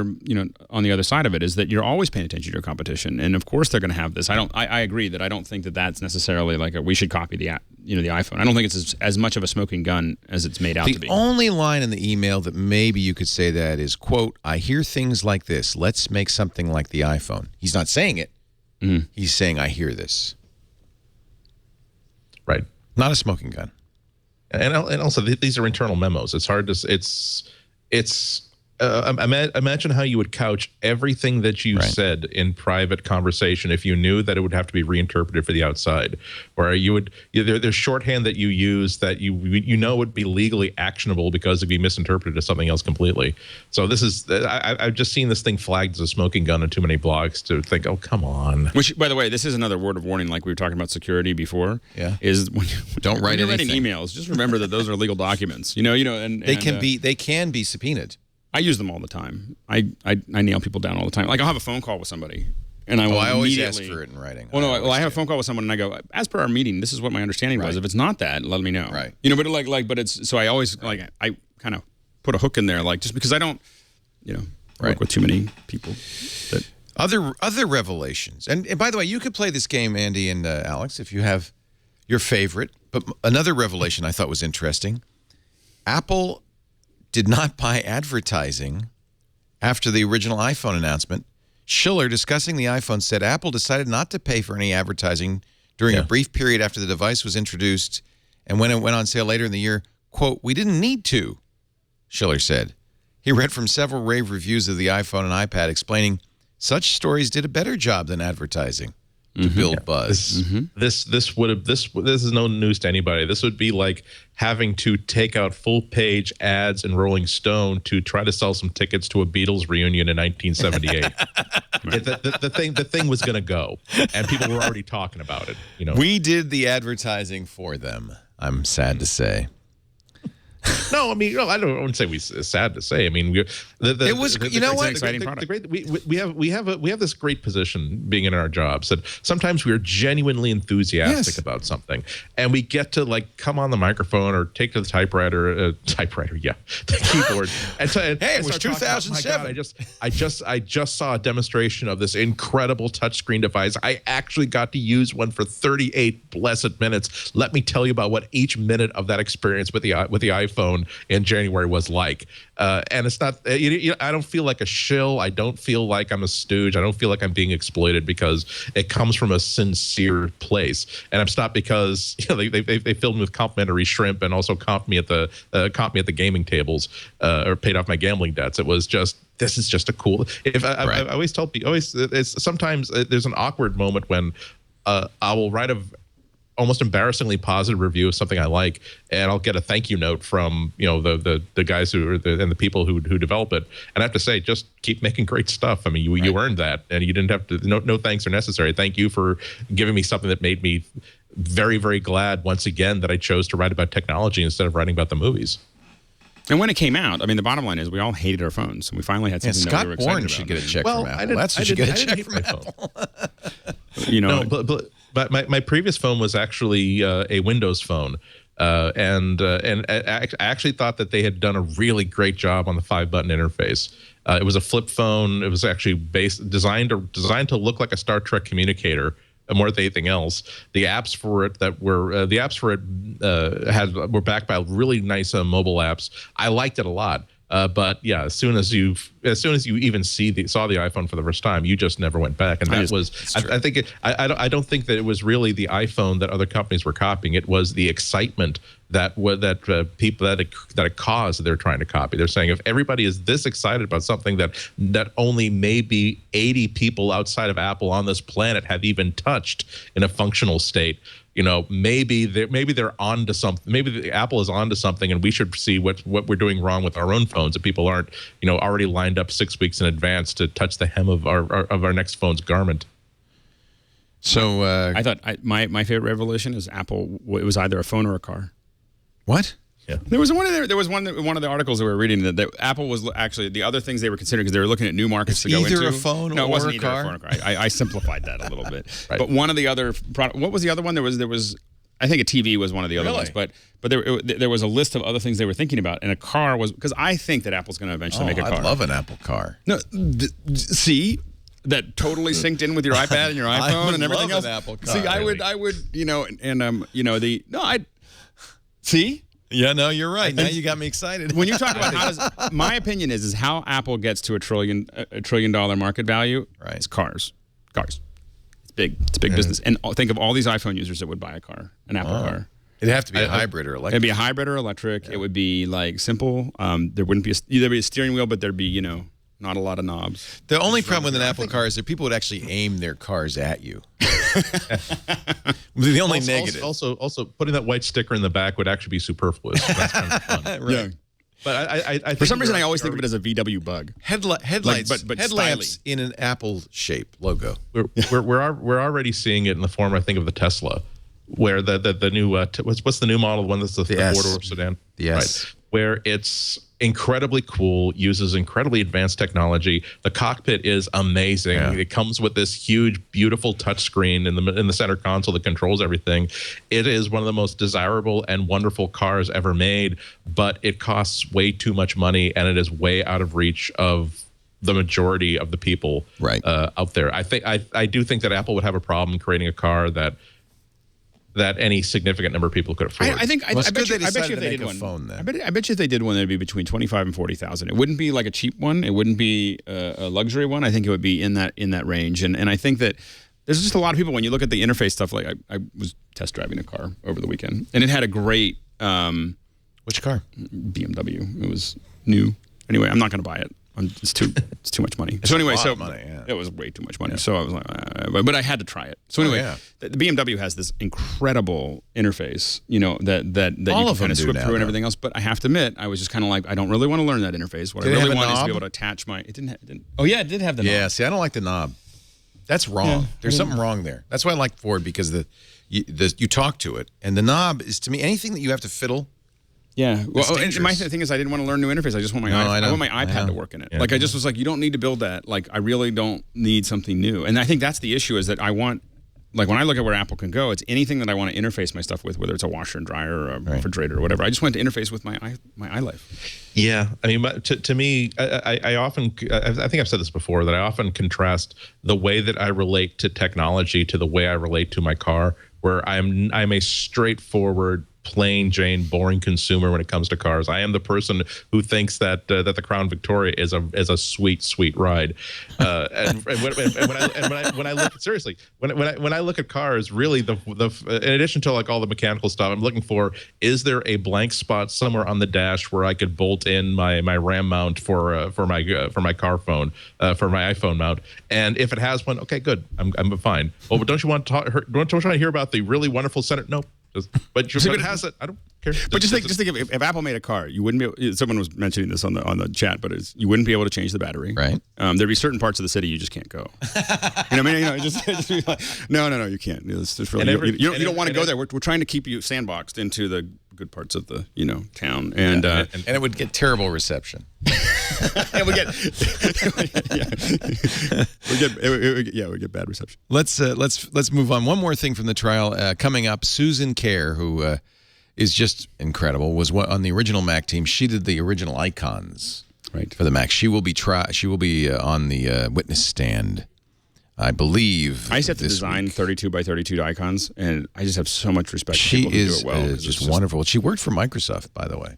She did icons for Microsoft. She works for anybody smart enough to hire her. Yes. I mean, it's not a big mystery as to why she's on Apple's list, is it? No. She did the Facebook gifts. Remember that, when you could buy somebody something on Facebook, a virtual gift? She did those original icons. You could tell, too, because it was a unique style. So Apple is expected to ask her to talk about the design of Samsung's devices compared to 3 of Apple's design patents. She is a designer. Yeah. Also, let's see who else. Apple, each side has 25 hours of court time and up to 50 witnesses.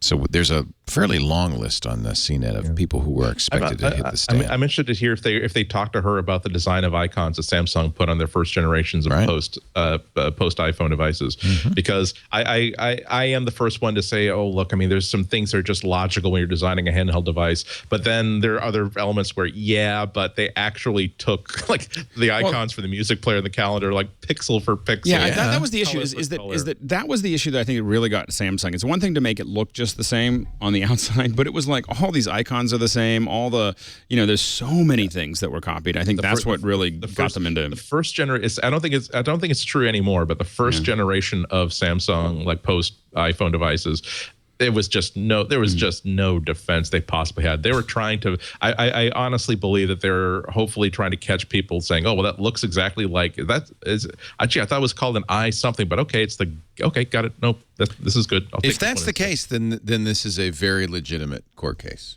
I mean, that's really what the whole thing boils down to. Parts of it are, a lot of it I think is overreaching. We see now Apple with the full Apple graphic arts treatment, the famous, well, this is what every phone looked like before the iPhone, and now after the iPhone, every phone looked like the iPhone. I'm like, actually, no, that's not true at all. Every phone looked like, no, it's like, I said every phone looked like the iPhone. It's like, oh, okay, you're being really... You could work for a presidential candidate with logic like that, but okay. Yeah. Let's do a break and then come back with tips and picks. The usual. I think that we've got everything. Got such a great pick. Do you have a pick? I'm so excited. All right. I got a good tip, too. But first, and I am going to mention this now because they bought the ad, and it really is a great product, Carbonite. And I'm just going to mention, Matt, if you want, I can set you up with a little deal. I should just get Matt a Carbonite account. Because really, then nothing to worry about. It's not that the cloud is bad. It's just you don't want to put all your eggs in one basket. And this is why that 3-2-1 backup is so important. 3 copies of everything, 2 different forms of media, so you're not, all zip disk. You've got 2 different, and one of them off-site, and Carbonite is it. It's continuous automatic off-site backup to the cloud. Your Carbonite account, absolutely safe, secured. You can actually encrypt it further if you wish. They offer that as an option, and only you have the keys. They always use SSL, which means whenever you're online anywhere, you're backing up safely, securely, and $59 a year for everything on your hard drive. $59 per year per computer. That's a good deal. You could try it free for 2 weeks. I do recommend that. You want to see how it works on your system, Mac or PC. They do have small business and home office accounts as well. Some don't work on the Mac yet. They still are Windows only. But if you want that simple, easy to use, back it up for less than $5 a month, you got to go to Carbonite.com. Use the offer code MacBreak when you try it. Just click the Try Home Free button. Offer code MacBreak. And by the way, you don't need a credit card to do this. And after the 2-week trial, if you decide to buy, you'll get 14 months for the price of 12. Carbonite was designed to solve this problem. It's been around for a long time. I'm surprised more people don't use it. I'm doing my best to spread the word. Carbonite is really good for a laptop. Carbonite.com. The offer code is MacBreak. It's the good part of the cloud. Well, you said it. You got to have it. You shouldn't. You got to have different. Heterogeneity is your friend in this particular case. Yes. Putting everything in one spot, not good. Basket. Everything in one basket. One basket, so to speak. Do you want to do an iOS tip? I always ask you this. Yes. All right. So, well, actually, have Andy do the lion tip first. Lion I want to make tip sure I get first. proper attribution because someone sent me this. So I want to make sure I get Andrew. it right. Well, this is sort of a minor tip. Oh, there it is. Hang on. I'm cycling through Windows. I love that javelin thrower, by the way, behind you. She's yes, gorgeous. that's a Soviet poster from like the 1950s or something. Did you watch the heptathlon? I keep trying to find it. I can't find it anywhere. Such a great ending. But when Ennis won that 800-meter leading start to finish, that's javelin, shot put, running. I mean, that has to be the event, like the Olympic event. You're an all-around athlete, and look at her, you could tell. And she ran a text, like she's not even known for running that 800, right. And she ran it was 800 or 400, but it was a textbook win. I mean, it was just really well done. Just amazing. Anyway, sorry, go ahead. Oh, no trouble. This is sort of a minor tip where again that's a woman that you're gonna that's anyway. I don't know what it says, but I love her already. Them Soviets had a lot to fight home for. That was good. Apple has a whole bunch of RSS feeds you should know about. One of them is that there's so much things going on the iTunes store, you can't really keep up with the flow of new stuff. Sometimes people ask me, gee, how do you keep coming up with like new picks for like software for iOS and macOS? A lot of it comes from when I see someone using an app and I think it's really good, or I see someone talk about it or it's reviewed on a blog and that's good. Another part of it is that I actually have RSS feeds set up to inform me just so I can get a big picture of what's coming into the store. And Apple actually has an RSS feed generator at itunes.apple.com/RSS. And it's actually a tiny little web app, like a web form, where you just navigate through a bunch of pop-up menus where after you decide what store you want to keep an eye on, you can say, I want to find out about this feed to cover iOS apps. I want you to not show me, there's like a million different options of what kind of iOS apps you want to check out. Say, I want you to show me every new app or every new free app or every new paid app, and then just show me the first 50 and only the ones that are in productivity. And then just click the generate button. It will give you an RSS feed that you can plug into Google Reader. And I mean, it's you are like Lucy and Viv trying to box chocolates if you're trying to keep up with everything that gets posted to the store. But every time you dip in, if you go through those 50 in the list or the 10 in the list, you're liable to see something interesting that's worth clicking on that link and seeing what it's all about. As a matter of fact, my pick of the week this week is something that I discovered through my macOS app RSS feed.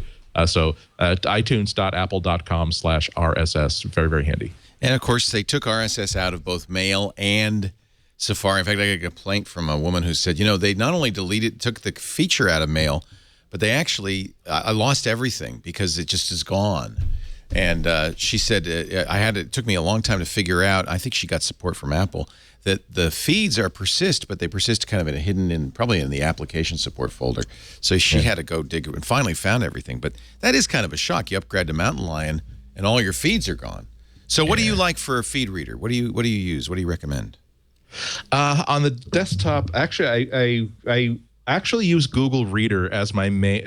I'm talking about the web app as my main app, chiefly because it's the one platform agnostic system where I know how it works, place by place by place. Also, I've subscribed to so many different feeds that I don't always know for sure that I'm going to get to. I want to make sure that my place is kept from app to app.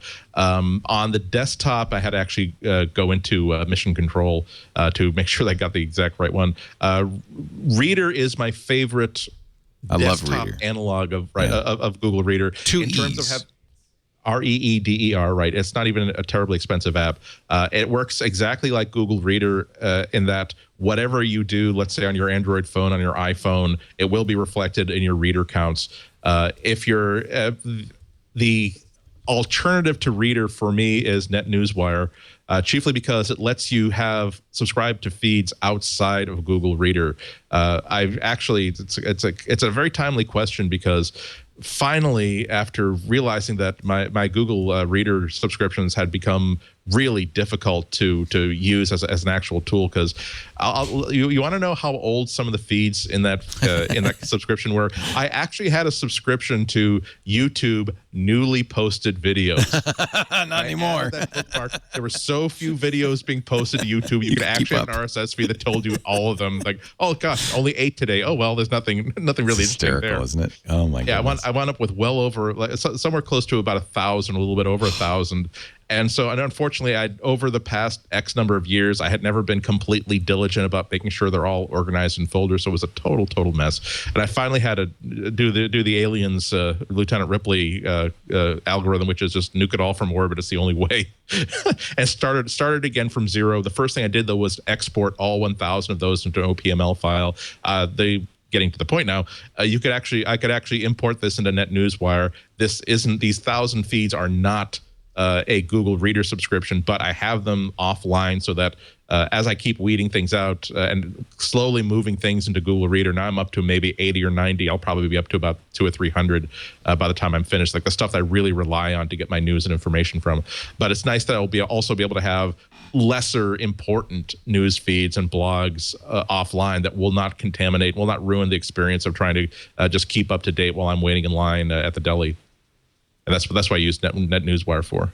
That's a veteran Mac app, which I've used for years and years. Doesn't it make you happy that there are some of these tools that have just been getting the job done? Yeah. Like the Gene Hackman of the OS of the app world, where they're always out there and they're always doing good stuff year after year after year. Yeah. Getting the job done since 2005. There you go. iOS tip. Okay, so this one.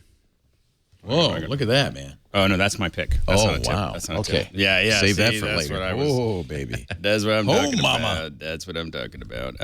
So anyway, so this tip is Derek Slater sent this in, and this is so I tweeted this morning like, hey, I'm looking for a tip. That when he said it, I didn't believe it would work, but it does. So what you do is you, if you are in anything that can type, so let's just say you're text messaging. So I'll go into my text message, and I will text message my daughter. All right. So anywhere the cursor's sitting here, if you go up, if you put it up to your head, so if you start typing and go, hello, I just want to test the text on my SMS. There it is. Just by putting up to your head, Siri launched the dictation. It wasn't, Siri was the dictation. So the dictation worked just by putting it up to my head and starting to talk. And I find that you do that. So you can finish it. You're just like, I can't keep on typing this. Blah, blah, blah, blah, blah. But that's all you hear it? It was like, wait, hold on. See, if I pull it up here, it's still waiting. Anyway, so I thought that was a great little tip. So anywhere your cursor is sitting, you can just put it up to your head and just start talking. You don't have to hit the little microphone. That's what I always did before, is I'd hit the microphone and you just start talking. It's just there. So anyway, that's my tip. Good tip. Just put it to your head. Just put it to your head. See what happens. Put the phone to the head and pull. And now it's time for, actually, you know what? I'm going to, instead of doing a pick, I'll do a quick tip. And it's actually, in a way, a news story. There's been a lot of conversation about how the fact that you no longer have a save is in Mountain Lion. That one's save important. as. Yeah. That's an important news item. Good article in, it's MacPerformanceGuide.com, where he points out that, yes, there is a workaround. We've mentioned it before. It hold down the Option key for the... So let me do it in Pages, because Pages is one of the programs that lost its save as. Not that I'm bitter. Well, but I'm going to point out something. But anyway, so there's no save as when you... let's create a blank document here real quickly. New document. Okay. You can see I haven't used Pages in a while. There we go. That's not me. But it could be, maybe next year. But you see, there's no save as anymore. If you press the Option key, save as appears. But here's the most important thing to understand. It is not what you think it is. If one edits a document, this is from MacPerformanceGuide.com, and chooses save as, then both the edited original and the copy are saved, not only saving new copy, but silently saving the original with the same changes, overwriting the original. Well, because that's what it does. Well, it's iterating it, so it's not really overwriting it. It's adding to the iterations. It's versioned, right? But people may not understand. The only way to do that, the only way to handle this would be to, as soon as you open your document, save as, and then keep on going, knowing that. Right. Now, I have to point out, there's the difficulty is that I think Apple arbitrarily decided that here is a way that everybody expects save as to work. We're going to have it work differently from now on and not make that monumentally obvious, which I think is just an obvious mistake. But what they have in place of, the save as, right below save in Pages, is duplicate. Which to me is kind of a lot of extra. Is that not the same? I know, but it's just like it's duplicate. Now, do you want to revert it? Okay, I want to revert it and then duplicate it, and then I have to save as again. I mean, just a whole lot of steps for I want to save one more iteration. Well, I think duplicate is more of an explicit fork. Yeah. Right. But isn't that what you use save as for? No, I use it as iterations. Like I don't want. Yeah, you're forking it now. But I don't want it. I don't want it to iterate everything. I want to say this is where I want to keep this document. I want it to stay. Duplicate will do that. Yeah. I know, but it's a lot of steps rather than hit save as and then. It's one step. Duplicate. Now I've got the difficulty for me is that an app like Scrivener. now I have to save it. Well, not only that, it's duplicate. It's usually do you want to revert the file you were in before. What happens a lot of times is I'll use something as a template, in numbers. I do a lot of stuff in numbers, and so I will take an old quote that I did for some other company, and I'll start working on it, and then I'll realize, now I have to duplicate and revert. So it's not just duplicate. I want to duplicate and revert the one that I had because that was somebody else's quote. So you went too far down the road. I started using it as a template, and then, well, that's different. You're using it wrong. No, I mean, it's just... You're holding it wrong. It's just save as worked great. I'm just pointing out that this has changed, and you should be careful when you use save as because the behavior is different. But if I go to File, so I've created the first version, right? And now I go to File, Duplicate. It doesn't do the same thing as save as. What it literally does is creates on a screen a copy, which you could then rename to the second version.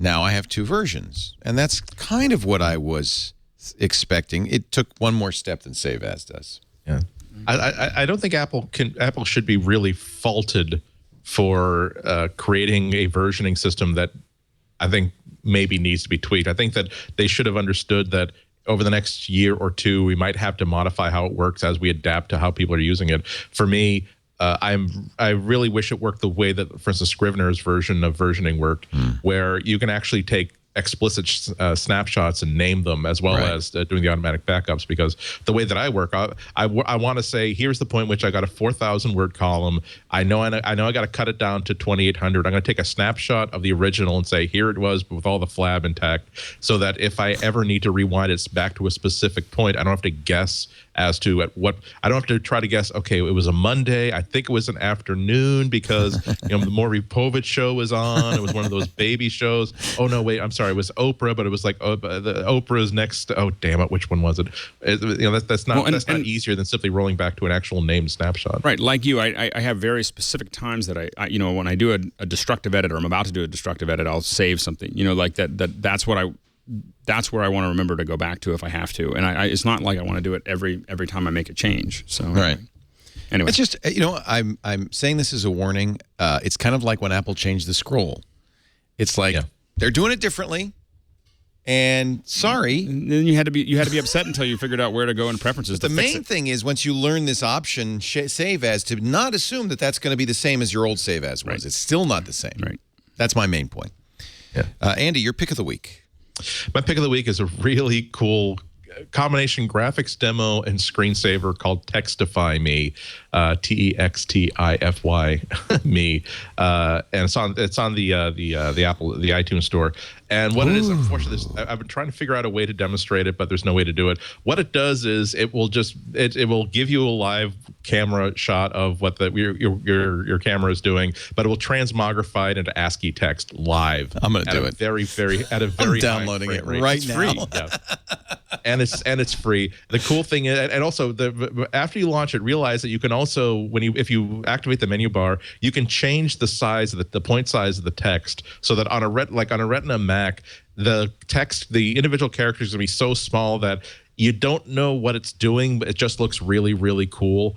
But then you can slide it up so that it looks really like at the county fair in 1977. So that's in the menu? Go in the menu bar. Oh, and you can make this a screensaver. Now, does it a single screen or does it? I believe it's a live screensaver. Wow. Or an oh, this is so cool. Yeah, so the color, character resolution, so you can make it bigger so it's a little more ASCII. Right. Video contrast. Oh, this is sweet.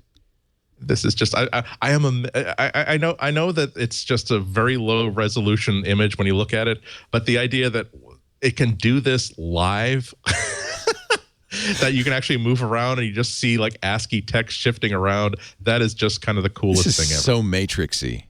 Yeah. Wow. And it's green. You can make it's green screen, but you could make it amber if you had a different. Well, if you're over 32 years old, you can make it both colors, green or black and white. Yeah. Wow. If you're over 50, you can also make it white. This is so cool. Awesome. All right, very good pick, and it's free.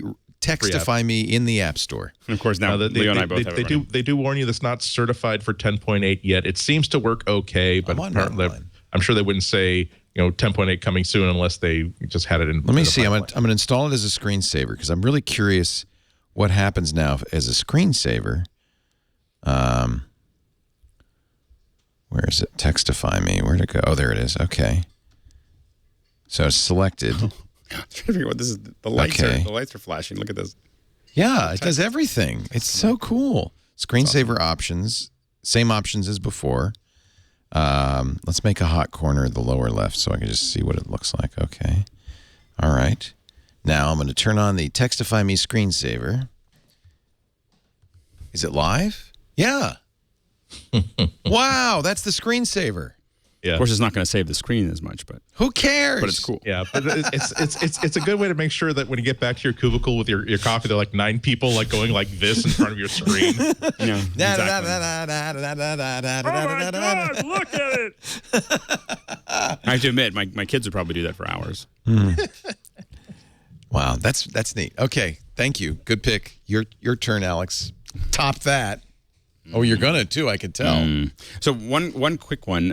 I talk a lot about iBooks. Video to Brain, which is kind of like they do video training. They have an iBooks author workshop. So if you're interested in iBooks and you want to figure some of that stuff out, it's by Joseph Lanaski, he's actually on TWiT a lot this week in photography. So so he's great, and I'm sure it's a great. I'm gonna be downloading it. I looked at some of the examples and it looks great. So anyway, check that out. And but here's my pick. So I have to admit, I'm so excited.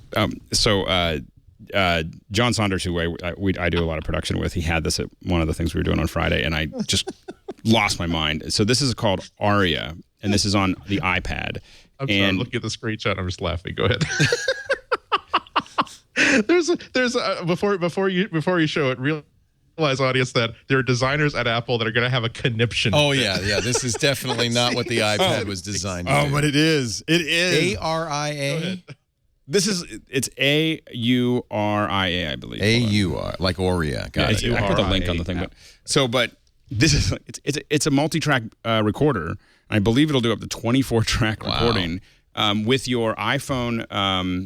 With your camera connector. So you take a USB mixer, you feed it into your iPad, and it's a multi-track. And look at this. So you hit 48 tracks. It'll manage up to 48 tracks. I think it'll record up to 24 at a time on your iPad. Yeah, 24 tracks on your iPad. This looks like my. Look at this. So you hit play. We have an over the shoulder? This is the only one I have. Here. So you're gonna have to move your movement. There you go. I can do that. Look at this. Okay, so this is doing a playback. Holy right now. cannoli! And I'll turn up the. There we go. It's got reverb. It's got stereo delay and chorus. So you just have auto pitch correction. Yeah, you can pop this up and down. And then look at this. And sliders. Waveform editor. So you're like, oh, this. That's a lot. Look at that. Yeah. Look at this. Okay. And these are now.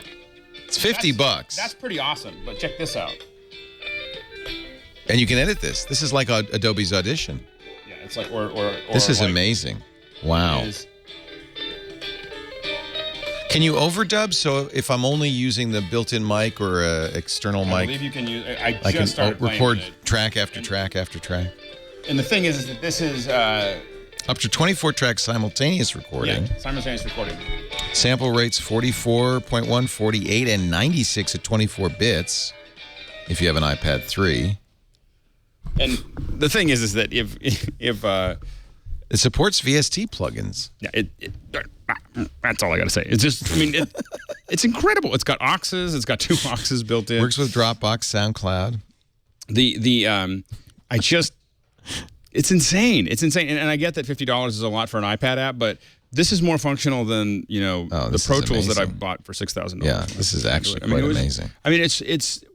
It's incredible. And this is this is my app cap for Thursday's iPad today. I have to say, it's just insane. It's too bad it's so expensive, but that's a deal for what you're getting. No, for what you're doing though, it's expensive compared to lots of little games and single whatever. But this is a real production app. For $50, so it's in relationship to. I could have done this network for the first 3 years on this thing. You could be recording podcasts through a little mixer going easily, into here and doing all this. Anyway, that's so it's called. Yeah. They really need to, for the next version, to make it communicate with nearby iPads, so you can actually put 4 iPads next to each other and have the entire console in one suite. Exactly. Wow. You'd need a mixer if you want more than one channel at a time, obviously, and that'll work through the camera connection kit via USB mixer. Yes. Okay. It is the ultimate skeuomorphic design. It is. This is the ultimate. But this is, it would be hard for guys who do this to switch over to something else. That's what we're used to. This is what it looks like. Oh yeah. I have to admit, knobs don't work that well. Knobs are not touch. so good. They're kind of. Yeah. But I will say though, it's just killer. Andy Ihnatko's at the Chicago Sun-Times. He also has a website, www.cwob, the celestial waste of bandwidth, and you can .com, and you can catch him .com on the 5x5 network with his Ihnatko's Almanac every week, and of course here on MacBreak Weekly every week. Thank you, Andrew. It's always a slice. It's good to have you, Alex. Good to have you, Mr. Alex Lindsay's at the Pixel Core, pixelcore.com. His podcast, pixelcore.tv. Anything else you want to plug? We're going to be opening Pixelcore again soon, in the fall. But in the meantime, we're just hiring location people all the time. People should follow me on Twitter and G+. Do you like tweet? I need 5 people. I need 3 people in here. I haven't been doing that lately. I've been mostly because we film most of it through the Pixelcore. So mostly when we hire people inside of the Pixelcore. But in areas that we don't. And what kind of skills? We're looking for people who understand video production for the most part, and also understand oftentimes, are computer savvy, which of course the listeners here are. So computer savvy people with video skills. But you should definitely follow me on Twitter and G+, and you can find me it's at Alex Lindsay, and G+. You just search for Alex Lindsay. I'll come Lindsay. Yeah, and so but those are the 2 places that I'm going to be starting to. Talk more about some of the stuff we're looking for and also do some more training related to it and all that stuff. So cool. So stay tuned. Thank you, Alex. Thank you all for being here. We do this show 11 a.m. Pacific, 2 p.m. Eastern Time every Tuesday on TWiT.tv. You can that's 1800 UTC if you're outside the U.S. You can also watch on-demand versions via the usual download places. People are always asking me, what's the best way? Any way that you can download it is okay by me, but if you subscribe in iTunes, we get one little added benefit, the potential for iTunes promotion, showing up on those most listened to lists, things like that. So that certainly helps. Be a mensch. And be a mensch. And make sure you get a copy every week. Any of the subscription services, and even just clicking a download link is fine as well. If you like this show, remember we've got 2 other Apple-oriented programs. iPad Today every Thursday, 1 p.m. Pacific, 4 p.m. Eastern Time, with Sarah Lane and me. We talk about iPad apps, iPad tips. And then Sarah does i5 for the iPhone, a quick 5 tips or apps for the iPhone every Monday. And she does it at 11 a.m. as well. Yes, 11 a.m. Pacific, 2 p.m. Eastern Time. Correct, on Mondays. On Mondays. So there's lots for you to consume. We brought the Aurea site down. Yeah, exactly. Oh, well. Obviously, they were not on Squarespace. Sorry. That's what we do. We take the websites of good things and we ruin them for everybody. That's why we can't have good things. That's what we advertise on Squarespace. We have Squarespace advertisements so that people understand they need to move over that before we recommend their app. Before we recommend your app, get good hosting. Yeah. Thanks, everybody. New mission images from. I almost tapped my screen on the MacBook. That just shows you too much iPad usage. See? New images from Mars. Oh boy. Thanks for joining us, and we'll see you next time. Get back to work. Break time is over.